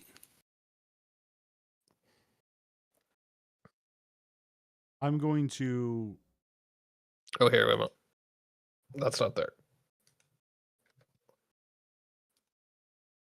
I'm talking to Pedro. Yeah. I was going to say I'm going to try and use my primal savagery. Before. Okay, what are the rest of you doing? He's going to make his way up. Yep, roll damage. 7 acid. Yeah, as you do it, it smashes into a million pieces. The chanting continues. Then I follow. Prince, what are you doing? I'm just running. Okay, as you are all running, you guys take 1 bludgeoning damage. Give me a wee minute. We're gonna stop doing this now. A wee second.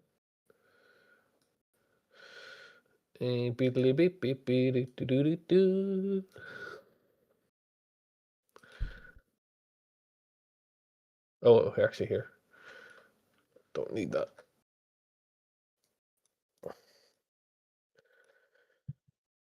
Oh, what have I done? Oh, for fuck's sake, what have I done?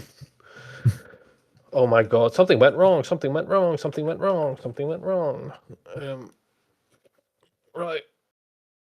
Didn't like that.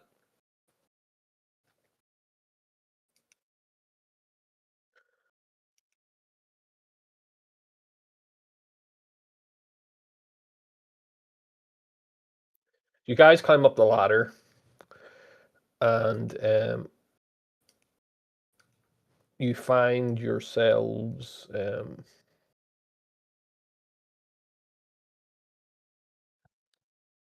in the ground floor of the house.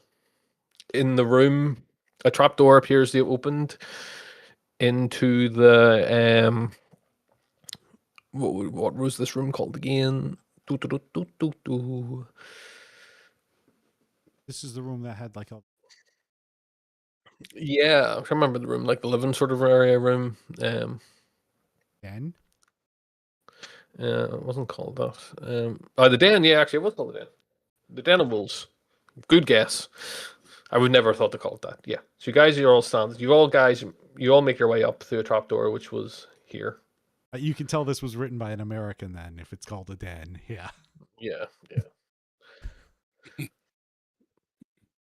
Okay, what are you doing? The house is still collapsing. Out of the house, quick. Well, are the tendrils still outside the window that were there before? Are you stopping to look out the window? I'm glancing out the window as we pass by, I'm assuming. You do not see any. I'm going to open the window and jump out. Oh, no, it's locked. Yep. Come, hurry. You guys take 1 bludgeoning damage. Following. Just keep on running. We reached the front door. We out? All right. Okay. Hoorah! As you run out, the storm overhead slows to a mere drizzle, and the mists around the house seem to disappear. You find yourselves, as you get outside the house, not in Daggerford, but there's a dark forest which appears to surround the area of the house, rather than the streets of Daggerford. As you run out, the house behind you begins to, in a sort of, let me say, the film Poltergeist fashion, begins to wrap in on itself and basically crunches it down into a ball and disappears out of existence.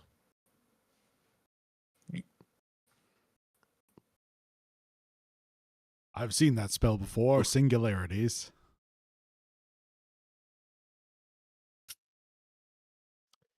So you guys are standing out there in the sort of drizzle. That was a little too close for comfort. Indeed. At this point in time, the possession ends from the children, and Rose and Thorn appear out in front of you.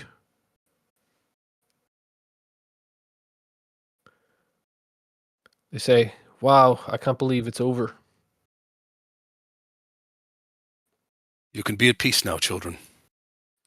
Where would you like us to lay you to rest?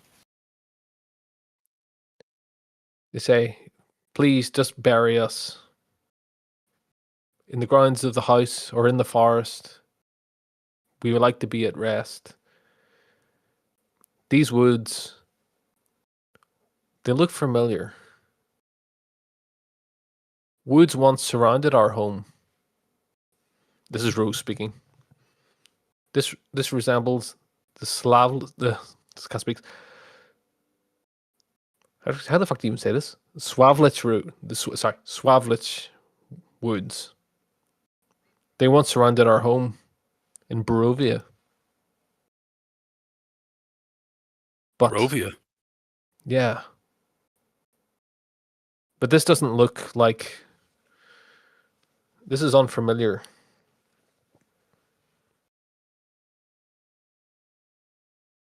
They look like reminding me of times gone. Everybody, then make a perception check, please.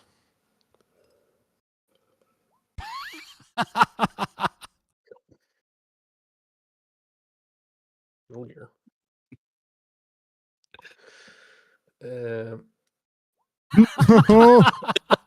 Oh no! Do we just walk back into the house? The house is destroyed. The house isn't there. We crawl into the singularity. Where's it? Well, that's us. Where's the sheet? I had to refresh. So I've closed it. His isn't. Hopefully, is going to be a bit better. There we Yeah. go. Fakra point. He says, "You guys are all kind of looking around, and Fakra points out over there." And you see that he's pointing to the top of an old ruined stone tower, which pokes out from the treetops. You all easily surmise that this ruin would be a safe place to spend the night, for which it currently is. Ooh. And the children offer to serve as sentries while you rest. Yes. And they ask again. Rose says, "Please put us to rest in the morning. We shall say our farewells then." You have our word. Agreed. And of the youngest, they are with you as well? Oh, yeah. Thorn's here as well. No, the bundle that Pietro took. Did he take it? Uh, Because at the time, that's when your woman appeared. I didn't say afterwards that I took it, so Okay. Sorry, I thought you were saying I wrap it in the vestments and pick it up is what I thought you said. that's what I was going to do. And then your woman appeared, started tearing down the house. You're a woman. Your woman. Your woman. Your Randall. So, you guys can now take a long rest. At this point, you guys, as you long rest, you advance to 3rd level. Woohoo. So, we'll take a time if you want to go on break or something to level up. All right, I'll put us on break.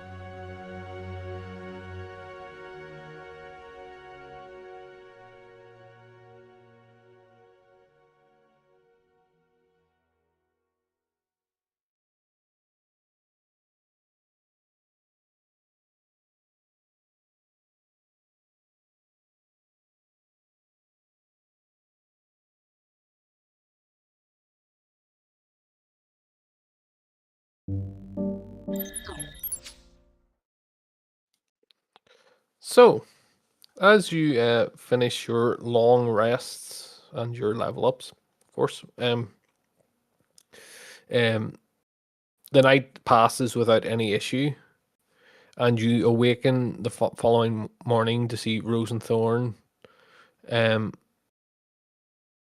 waiting as you all wake up, and they repeat the request again.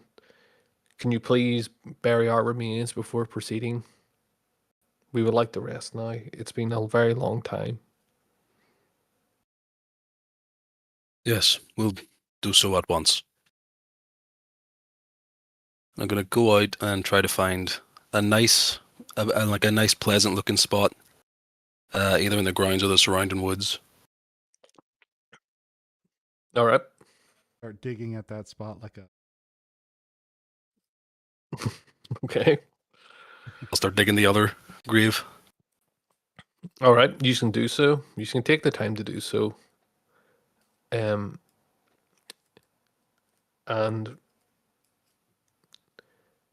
as you place the remains in the grave and bury it over, the children like hold hands and they look at you and they say, "Thank you."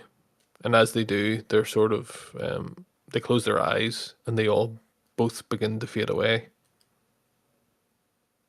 And then, after a few seconds, they're gone.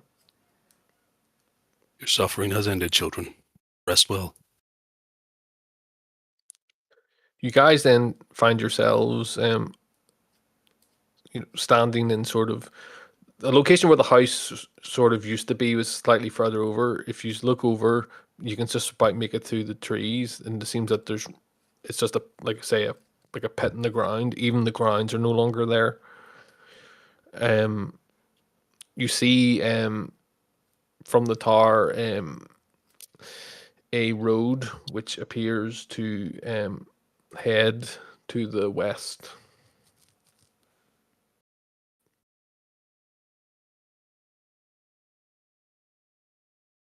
Well, I'm not quite sure where we are, but I'd wager our best option is to follow the road and see if we can find someone.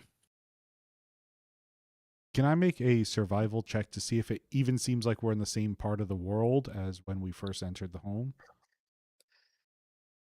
Sure. You have no idea where this is. Okay, so I can't even tell if the climate's similar or the types of trees. It's like a dark wood, sort of like conifers. It's certainly not Daggerford. That much you know. Really, could you pinpoint exactly where it is? No. We're not in Daggerford anymore. Mm-hmm. Exactly. If you go out to the road and stand there, you see that the road basically the road is heading west. To the east is literally just a forest. Uh-oh. Shall we take the western road? Seems more inviting. I'd rather have somewhere a little bit more welcoming than the last house. Well, This is why I avoid the cities. You never know what's in a house. black pools of water stand like dark mirrors in and around the muddy roadway. Giant trees loom on both sides of the road, their branches clawing at the sort of low-lying mist. What do you do? Do you just follow the road then? Yeah, follow the western road, unless there's any objections. My vote. Onwards. Okay. You follow this road west, and you just keep walking and walking. And after about 40 minutes, um, the fog spills out of the forest to swallow up the road behind you as you walk. I'm sorry, well, in this 40 minutes. Ahead, jutting from the impenetrable woods on both sides of the road, are high stone buttresses looming grey in the fog. Huge iron gates hang on the stonework. Dew clings with cold tenacity to the rusted bars. Two headless statues of armed guardians flank the gate, their heads now lying amongst the weeds at their feet. They greet you only with silence.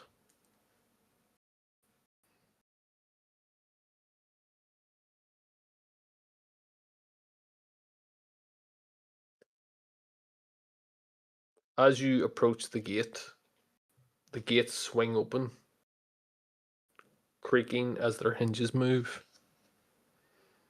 I glance around. Do we see any life that might have opened the gate?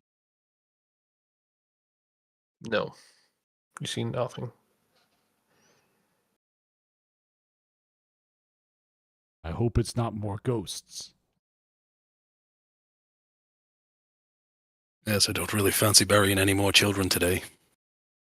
Indeed. Well, onward. I'll march through.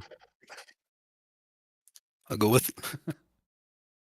On we go.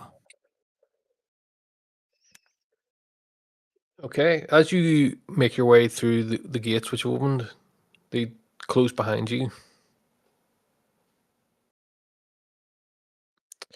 And the road continues further to the west. Towering trees whose tops are lost in heavy grey mists block out all but a death grey light. The tree trunks are unnaturally close to one another, and the woods seem to start to encroach on the road more.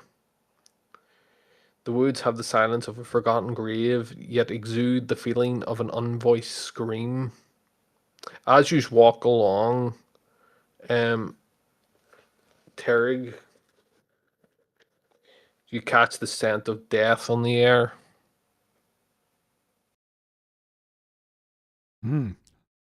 Smells like someone's been feasting. Is it unmistakable? You're It- able to follow the source, Terrig. Is it a like recent kill sort of smell, or is it a rotting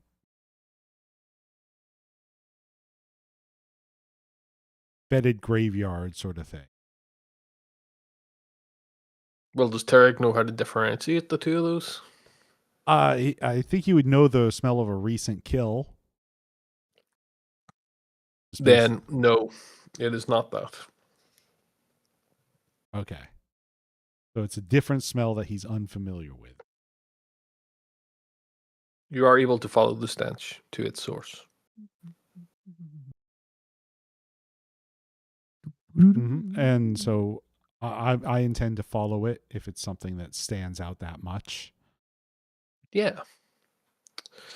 The foul scent leads you to a human corpse, half buried in the underbrush, about 15 feet from the road. The young man appears to be a commoner. His muddy clothes are torn by brambles and thorns. Crows have been at the body. The man has obviously been dead for several days. In his hand, he holds an old tarnished copper compass.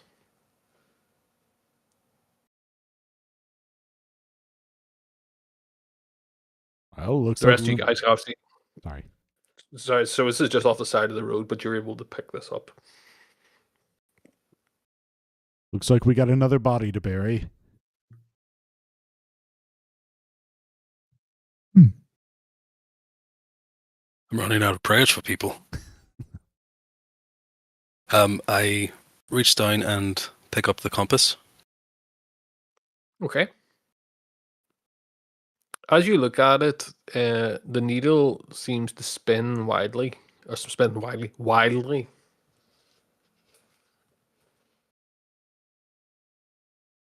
Doesn't seem to be working very well. Um, as you look at the man on the ground, you see that his and as you lift the compass, you see it's splayed out in the direction of a nearby tree.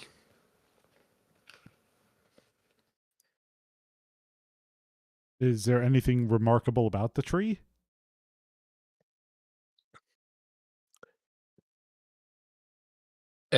Like something carved into it, or well, I presume you go over and look. Yes, yes. So you go over and look at the tree. You see the tree has 13 tally marks and an arrow that points deeper into the woods along what seems to be a well-traveled footpath.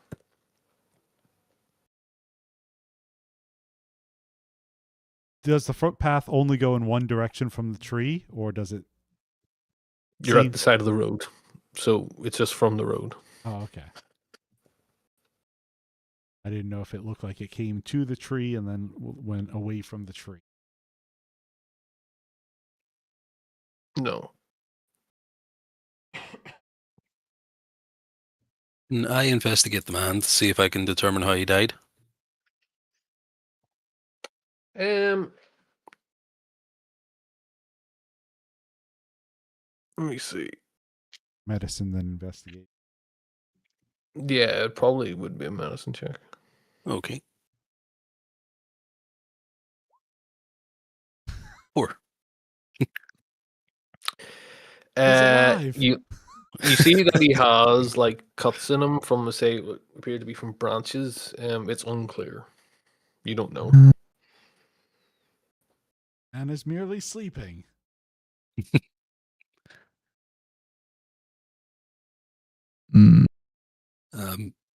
Well, I'll put my hand to his chest and I'll say a silent prayer for him. Okay.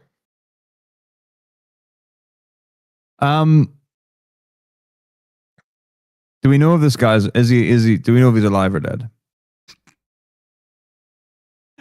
He's very dead. Okay.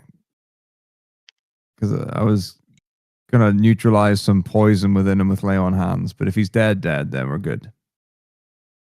It's obviously very sad, but we can move on.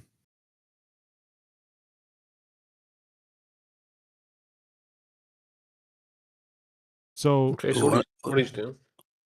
There's these 13 tally marks on the tree. Any idea what that might mean? I have no clue. Does the man have any sort of dagger or knife that might be used to carve it? Can I check him over? Mm-hmm. Make an investigation. 16. Let me see. Does he have anything?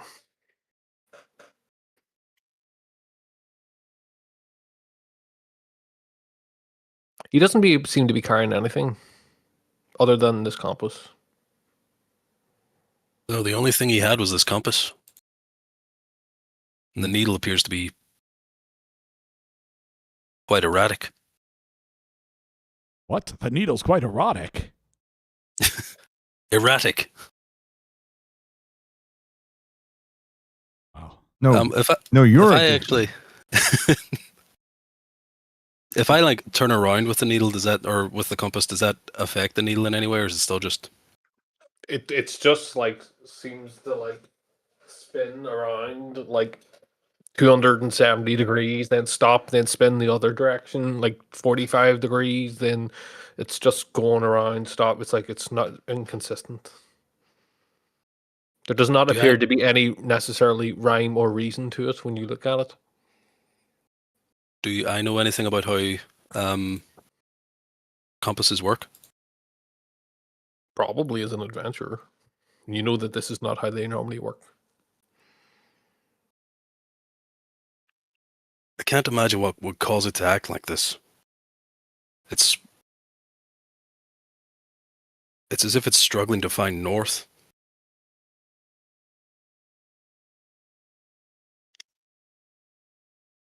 Well, if we are inside of a hollow earth,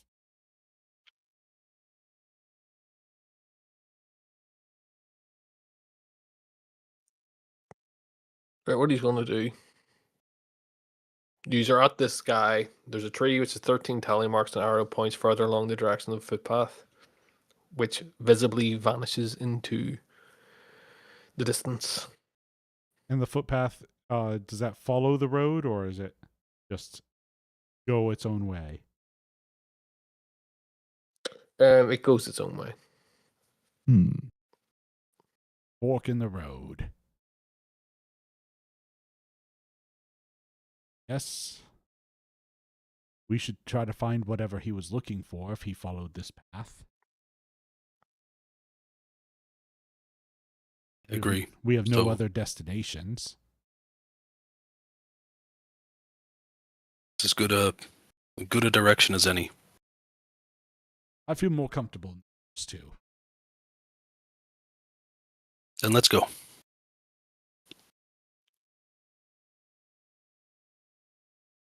Prince? Okay. No. Oh, we must follow the path. Okay. You guys follow the path in the direction of the arrow, and after not particularly a long period of time, probably about like less than a minute, you come to a second tree which bears another 13 tally marks and contains another arrow which points further along a path. At the edge of the footpath here is a corpse of a horse which lies on the side of the footpath. It appears to be in a state of decay, similar to that of the man. Is it facing in the direction we just came from? That like Um, it might have been in there. it's kind of just lying on the side of the road. It isn't necessarily. It's kind of like lying maybe perpendicular, just maybe whatever way it's died. And does it look like it's been dead for about the same amount of time? Yeah.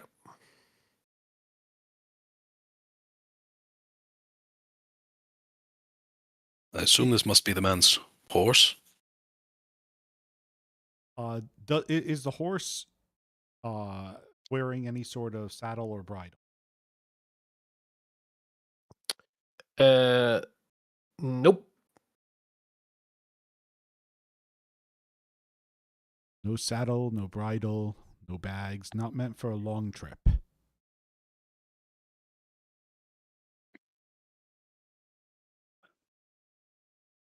Does it look as... Oh, I suppose I didn't determine how the man died. Would I be able to determine how the horse died? Yeah. You can make a medicine check. You would assume that this horse appears to have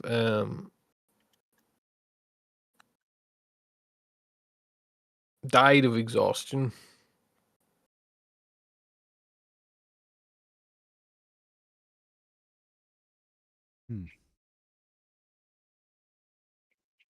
I mean, it's physically nothing wrong with it, but that's what leads you to that conclusion. No injury. Cuts, Nothing. bruises. No. Just an arrow leading us further. Maybe fleeing from something that happened. It's my thinking as well. Shall we press on? Follow the arrow again? Onward. Okay. If you guys continue again, after about a minute following this footpath, you come to a third tree, which bears another 13 tally marks, and an arrow that points further along the direction of the footpath, which visibly vanishes this time into a wall of impenetrable fog. Wonder if we should have added a tally for ourselves. I add one more tally to the tree. Okay. Pietro, if you look down at the compass now, the needle is spinning wildly in circles. Getting even more erratic here.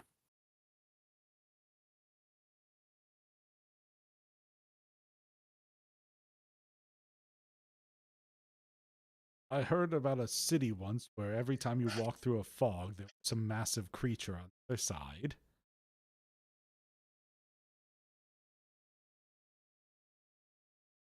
from Dark Soul.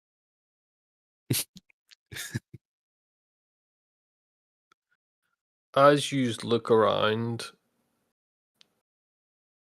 you see that the fog is crept in behind you all.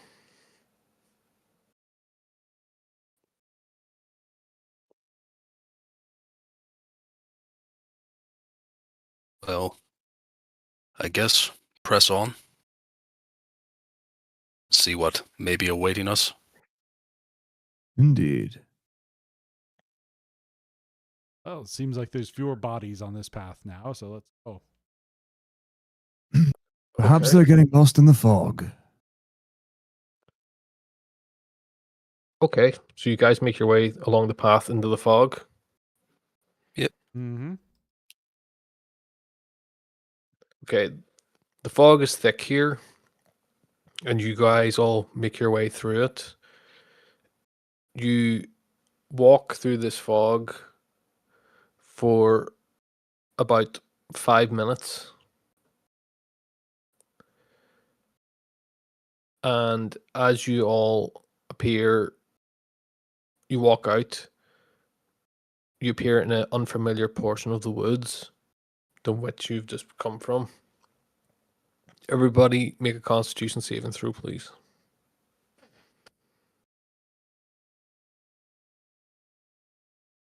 Stand strong and be resilient. I'll be here if you need me. The absolute opposite of that. Gee whiz. Let's make a Can I retroactively cast Bless on myself? no. You take as you guys walk through the fog, you can feel like it has this sort of cold effect on you, where you feel like everything just seems sort of hopeless, and you can feel like it's sapping your energy. Though a lot of you are able to pull through, Prince, you feel it take a toll on you. You get one level of exhaustion. Who knew? My fellow champions, I feel weathered by the storm. I will try to continue. Gives you disadvantage on all ability check. Fear not. You see the path continues forward into this sort of area. It doesn't have any like the fog isn't as thick here. But as you stand here, you can see a fourth tree. This tree has 13 tally marks and an arrow that points further along the direction of the footpath. However, in addition, the fourth tree appears to bear a carving and has an object protruding from its trunk. I'll investigate the carving first. Representing.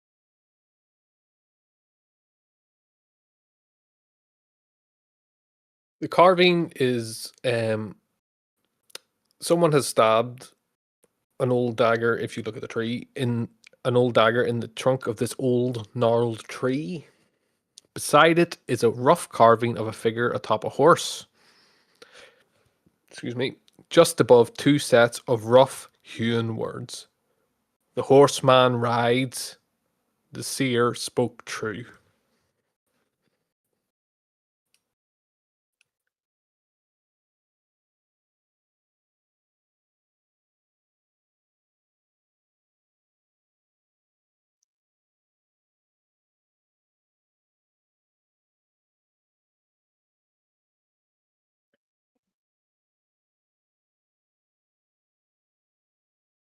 Ooh.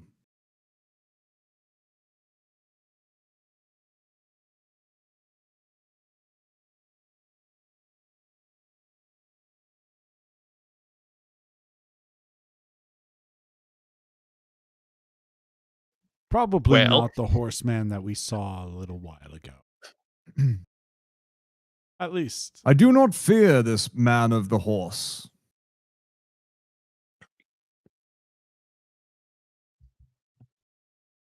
hmm. Well, I'm Seer sure he is spoke true. adorned with a head. Good head on his shoulder. Yes, you only fear the man with the horse sans the head. Dullahan. Well, that is where your true enemy lies.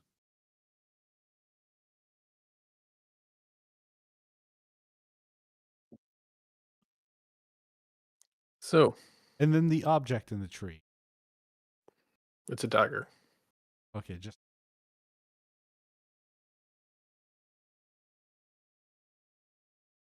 anything special about the dagger? Like, does it have ornament? Nope. Just An an old dagger. engraving, perhaps a name. Nope. Just an old dagger.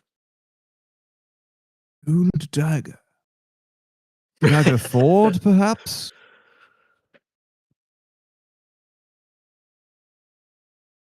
I will take the dagger. Yep, add it to your inventory. Definitely not cursed, that's for sure. Just might come in handy to have an I agree. any dagger. There you go. All right. The tree has an arrow again that points forward along the path. Shall we continue? Nowhere else to go unless we want to try and find horsemen.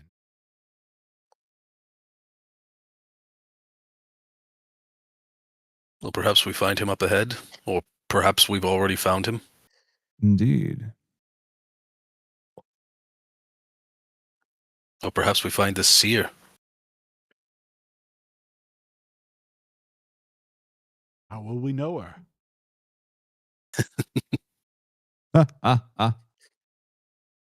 Session's over. You always know just what to say. Get the fuck out of here.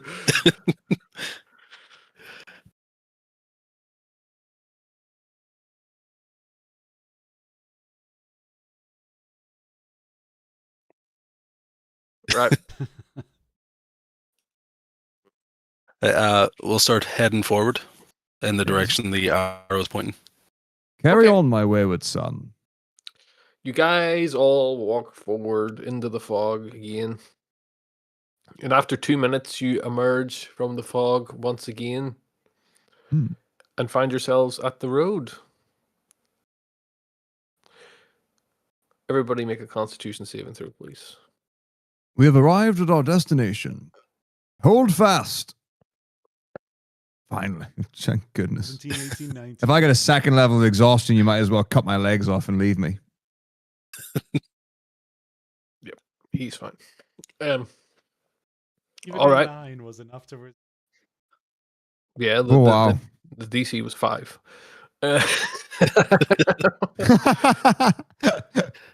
You just goofed it. like designed to be an easy save. Yeah. Your players will not be overcome by the shadow. And I'm just there That's crawling what in it's the ground. literally like in the notes. It's like the players are unlikely to feel this role. It's like, oh well. So you find yourselves at the road to say where you had left.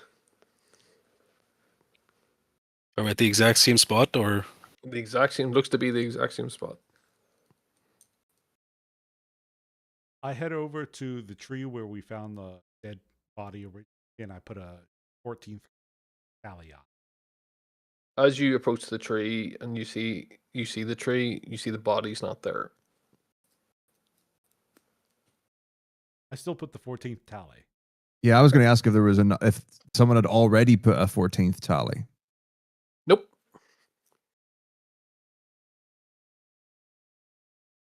Well, the tree's a dead end or a loop or something. Stick to the road, I guess. I guess so. I Taco. don't like that this man has disappeared. No, just Either like of them. the car. Yeah.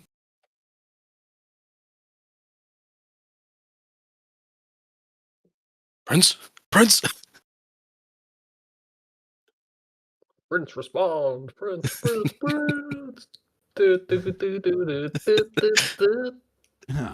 Otacon. Adam Con. Pietro, which way should we go? Yeah. Unlimited ammo.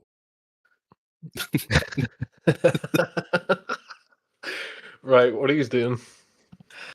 Um, before we continue, I'm going to look around and see, is there any like blood trail or sign of the body moving?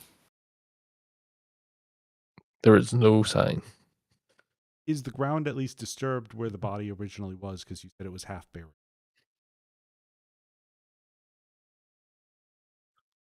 It appears to be.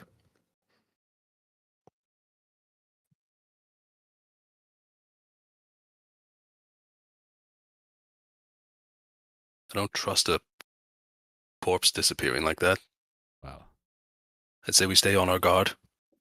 we have two options, I think. Then I can detect magic. See if someone else has been interfering here. Or we could just move. I'm happy to move on unless you believe it bears investigation. If I do look, agree. Yes. If I look Great. back down the road, do we still see the fog encroaching? You see the fog is kind of lying in the woods. Yeah.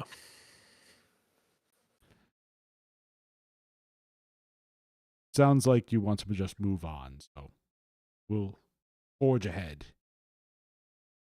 down the road. Very well. Oh, I forgot to put the music on. Quiet road. Oh no, there's not to be music.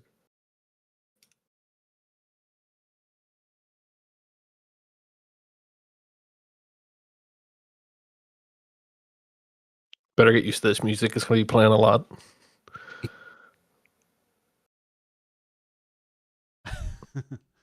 Barovian Castle. We are in Barovia.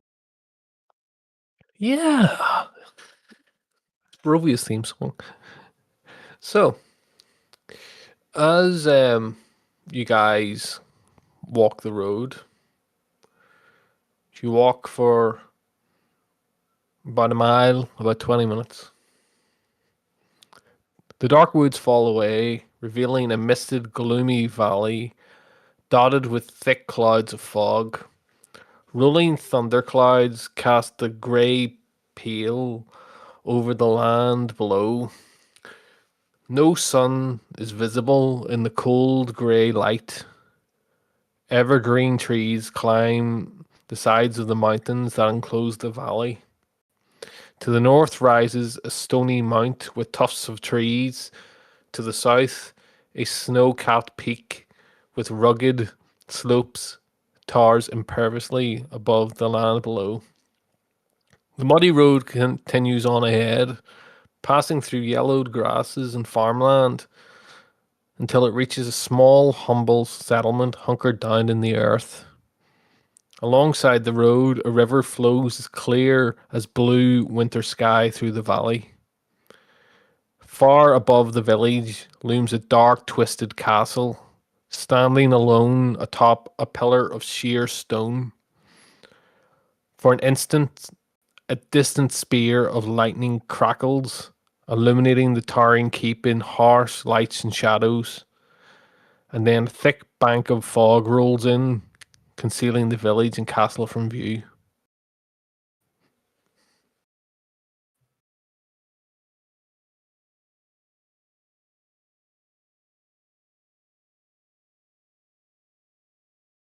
Well, the village might be at least able to tell us where. I agree. Onwards. Okay. Howdy ho. So To you civility and salvation. You continue on along the road. As the morning deepens, the overcast skies brightening to a dull, gloomy grey, the outskirts of the village come into clearer view. A wide dirt trench surrounds the settlement, 5 feet across and just as deep, with hundreds of sharpened wooden stakes thrusting up like jagged teeth from the earth within. Up ahead, beside a tall heap of charred wood, the road continues over a makeshift wooden bridge, the muddy ground beyond giving way to slick, wet cobblestones. Wooden barricades stand haphazardly along the streets. The structures around them bear scorch marks and gashes, and several buildings show partially collapsed roofs or walls, allowing the cold, creeping fog to drift silently inside. The tall shapes of village dwellings stand above, looming out of the dense fog that clings to the earth. Figures bearing crossbows patrol the old rooftops above, while a half a dozen haunted looking villagers make repairs to a 30-foot long barricade blocking the main street. A tall, broad shouldered man with shoulder length blonde hair and a chiseled jaw leads the work, bearing an old longsword buckled to his hip and a set of splint armor over a a collared coat. A raven with blue-tipped wings perches atop one of the rooftops nearby, watching the proceedings below with obvious interest.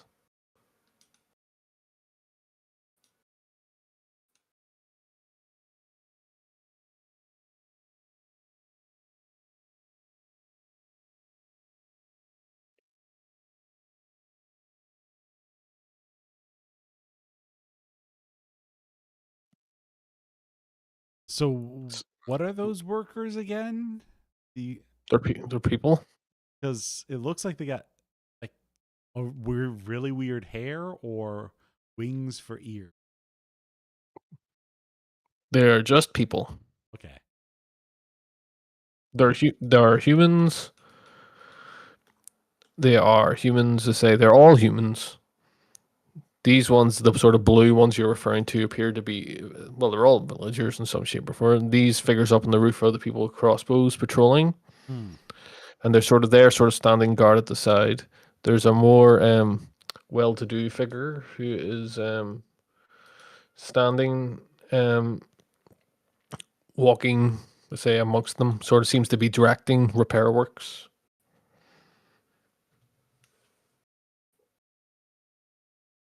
I'm gonna start approaching.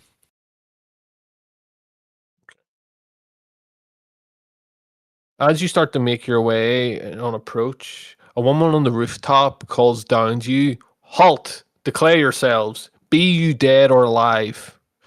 Her compatriot, a grim looking man clad in leather armour, twitches towards the crossbow at his hip. I hold my hand up. I am Pietro Pentagast. I am a traveler.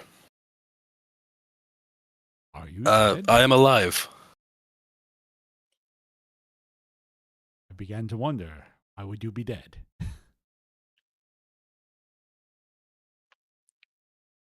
Do the rest of you say anything?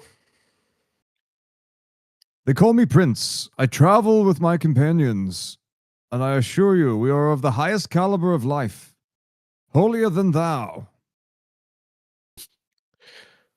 As you say that, the woman calls out and she says, "They could be in disguise." And she looks across to the man on the other side of the crossbow. As they do that, the man down at the barricade turns around and seemingly intervening, and he says, "Kreza, you are so paranoid. They're clearly alive, just like us." And you see him then start to sort of look down to the work. He seems to be saying something you guys can't really hear to the workers. And he beckons you to come closer. He says, "Come." I'll come closer. As you guys begin to approach closer, there seems the commoners or the villagers there seem to be removing this sort of removable section of the barricade, and the man you now fully see him. He greets you. And as you guys approach sort of this opening made, well, let's just say it's in the middle. He says, "I'm afraid that you have come at a poor time.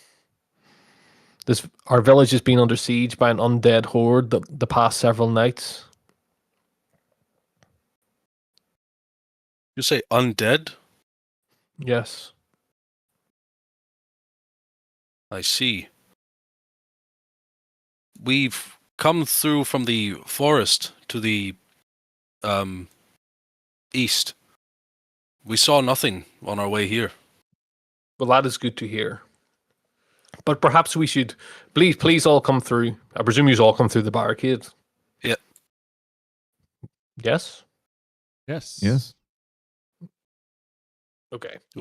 You don't need to move in the map. This is kind of just right. the crack. But like, I'll bring you over anyway. Yeah.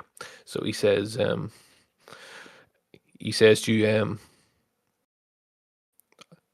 we can speak further at the tavern at the center of town. Just let me just check some things over here.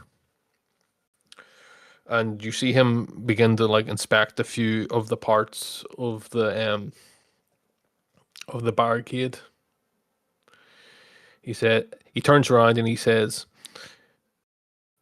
"It's at least 3 hours before dusk falls." As he like squints at the sky above, should hopefully give us enough time before the dead return. Are you Do you- saying the dead are rising, or are they camping outside? Says they are coming and they have come. They will come and they have been coming the past 3 days. We can discuss. Haha, very funny. Like they, very It is. mature, very mature. He says we can discuss in the tavern, please. They are coming. Very well. Are you going to follow him to the tavern? Yeah. He's offered to discuss everything at the tavern. Yeah. Yeah. He seems a little preoccupied. Let's go to the tavern. The drum. Right, yeah. Let me just grab you all. Alrighty.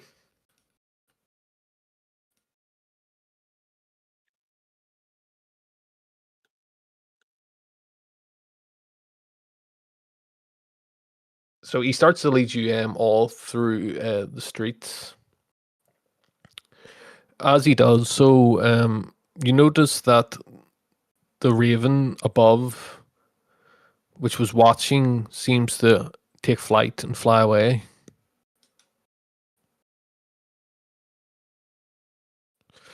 You guys follow the man through the streets. Haggard villagers with haunted eyes watch as you pass. Their clothes stained dark with mud or blood, and their hands never far from a bow, axe, or pitchfork. The man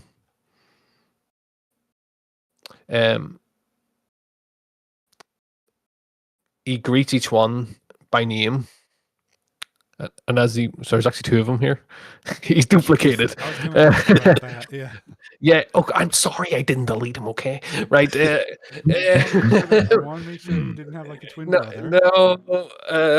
No, it's my mistake. So, several people approach him, speaking quietly in hushed tones, before fleeing once more into the groaning homes or gloomy alleys surrounding. He guides you through a second larger barricade manned by grim-faced villagers wielding clubs and spears. Beyond it stands an old chipped stone statue standing at the center of a small town square, depicting a man wearing leather armor and holding a sword. More than a dozen makeshift tents and campfires have been set up around it, hosting a haggard-looking host of young, old, and sickly-looking villagers.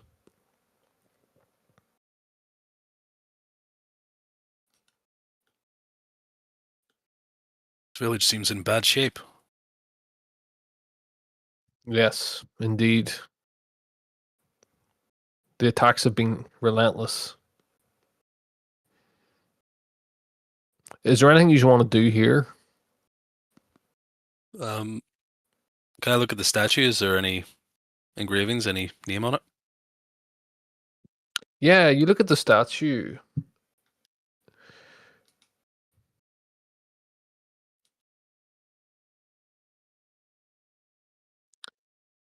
It has a weather-worn plaque at its base, which reads, Ismark Antonovich the Great, Burgomaster of Barovia, Bane of Vampires, 618 to 662 BC. BC. Vampires? BC. Wait, but the number went the wrong way. He anti-aged?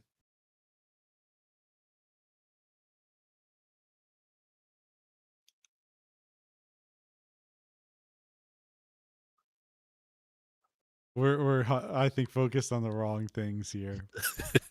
Sorry. No, me as well. Well, he lived a good life, Yeah. like back then. Right? Like 50 years old. That's pretty impressive. As he sees you all admiring the statue, he says, Oh, yes, I never knew him.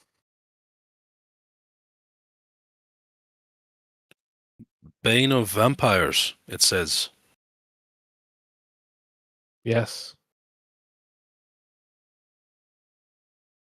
He fought scores of vampires and other undead left behind when the great vampire Strahd vanished from public view.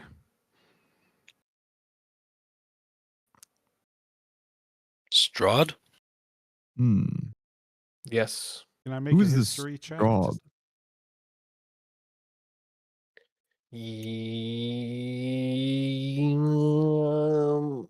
You're not from this land. Surely you have not heard of Vadstron Varenbitch.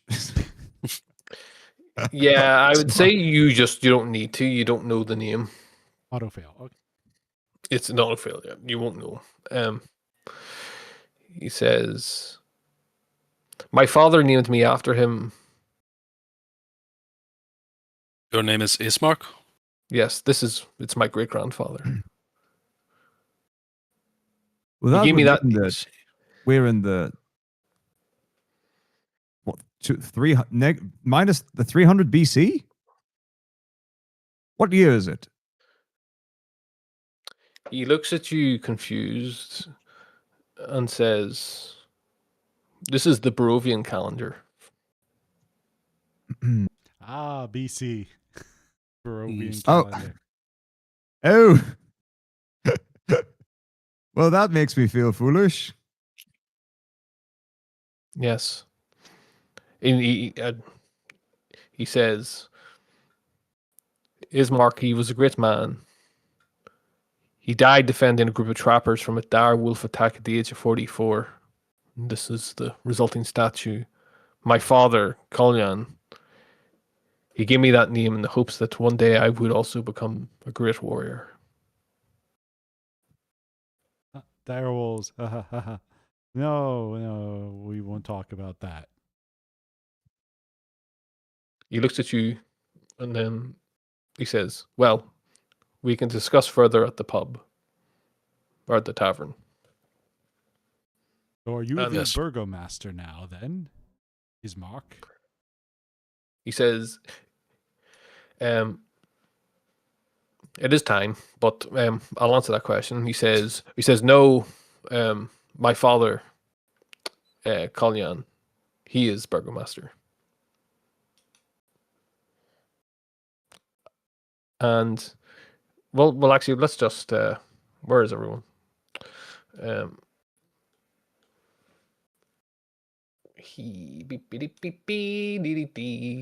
We'll just get this set up for next time. So.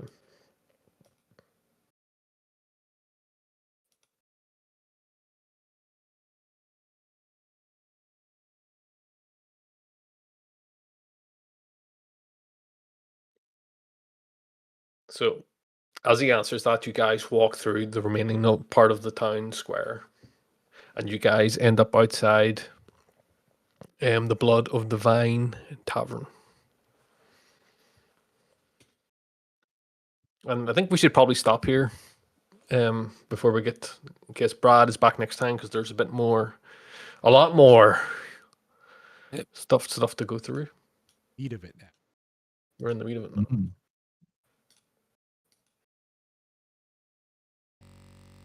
All right.